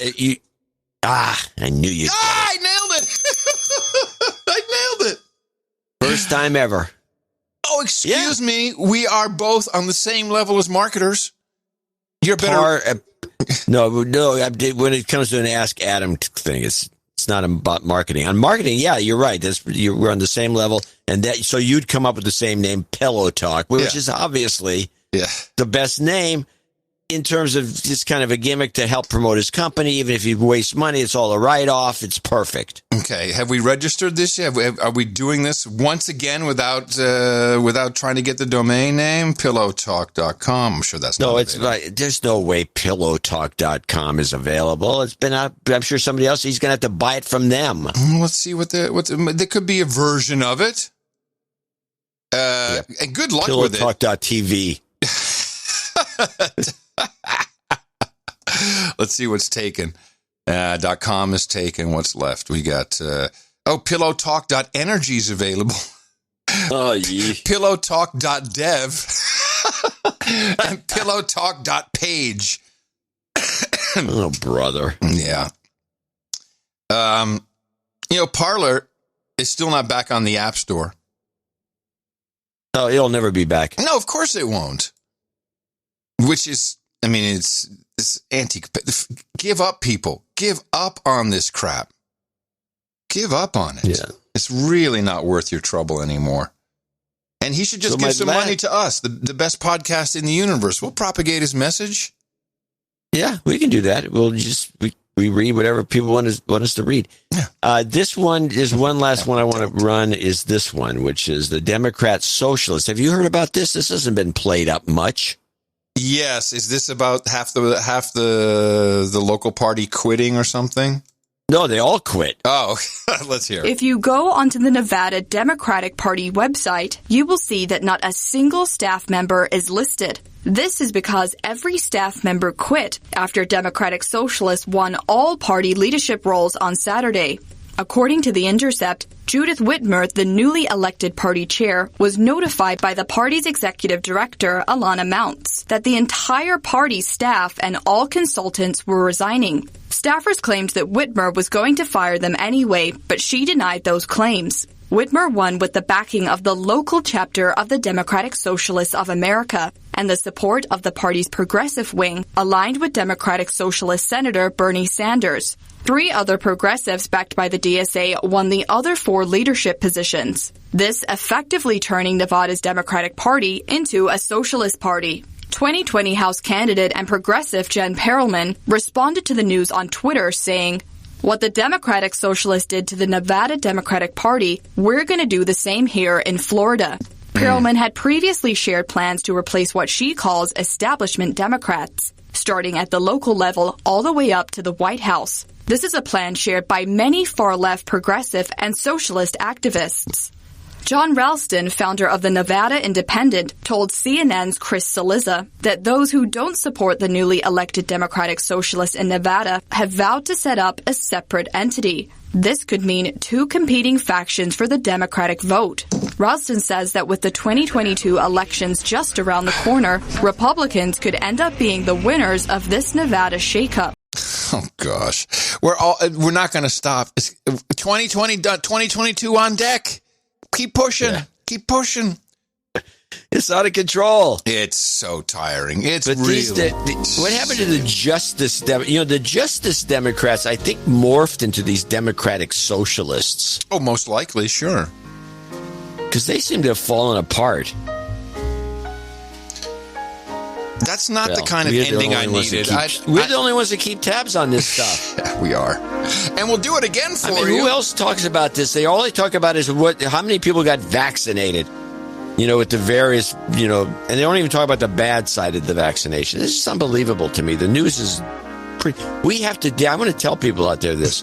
We have to dig through a lot of different sources to get the stuff that we play here. That's true. It's not one or two little things. It's not, I do listen to the mainstream too, but there's material has been very piss poor recently. It's borderline boring.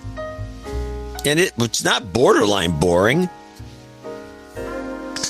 Well, when it's borderline boring to me, then it's really bad. It's boring. It's not borderline boring.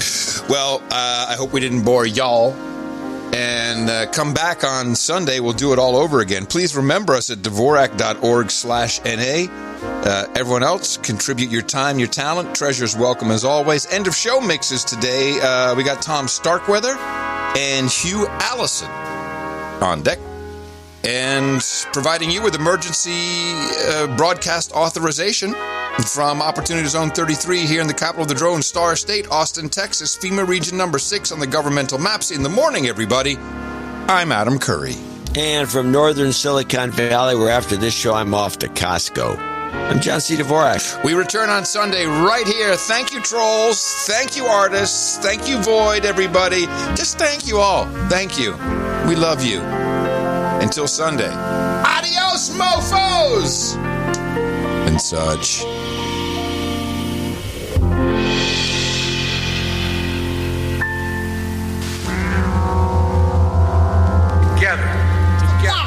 Together.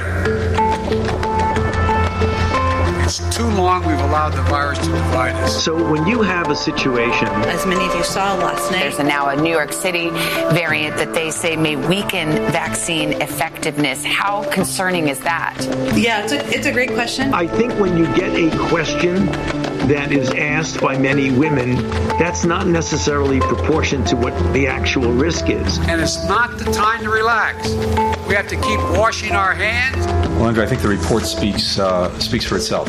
First of all, the release of the report itself and the transparency that provides. This is a report that we're going to do it together. To have 2 is fine. To have 3 is absolutely better. Listen to Dr. Fauci. We're going to do it together. This is a race against time. This is in addition to the more than 125,000 blankets FEMA has also made available. I know a lot of people want to send blankets or water. Just send your cash. And blankets all across this state. Then there are no people who have priorities. I call that open season. Listen to Dr. Fauci. There have been no red flags of anything that anyone would be worried about. Guess what? We also landed a rover on Mars.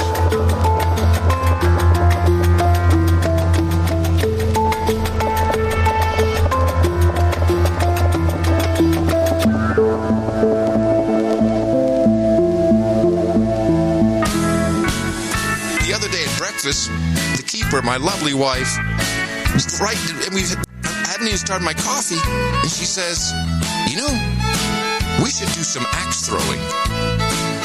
And that was a little startling to me.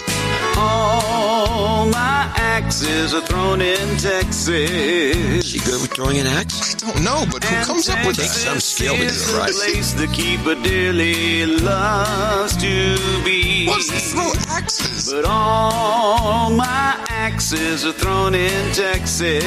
Like, do you still love me? That's why I'm hanging here with Mr. JCD. Oh, they throw them at each other. Oh, okay. And got that out of the way. Nice. The best podcast in the universe. Adios, mofo. Dvorak.org/NA. Victimhood bullcrap.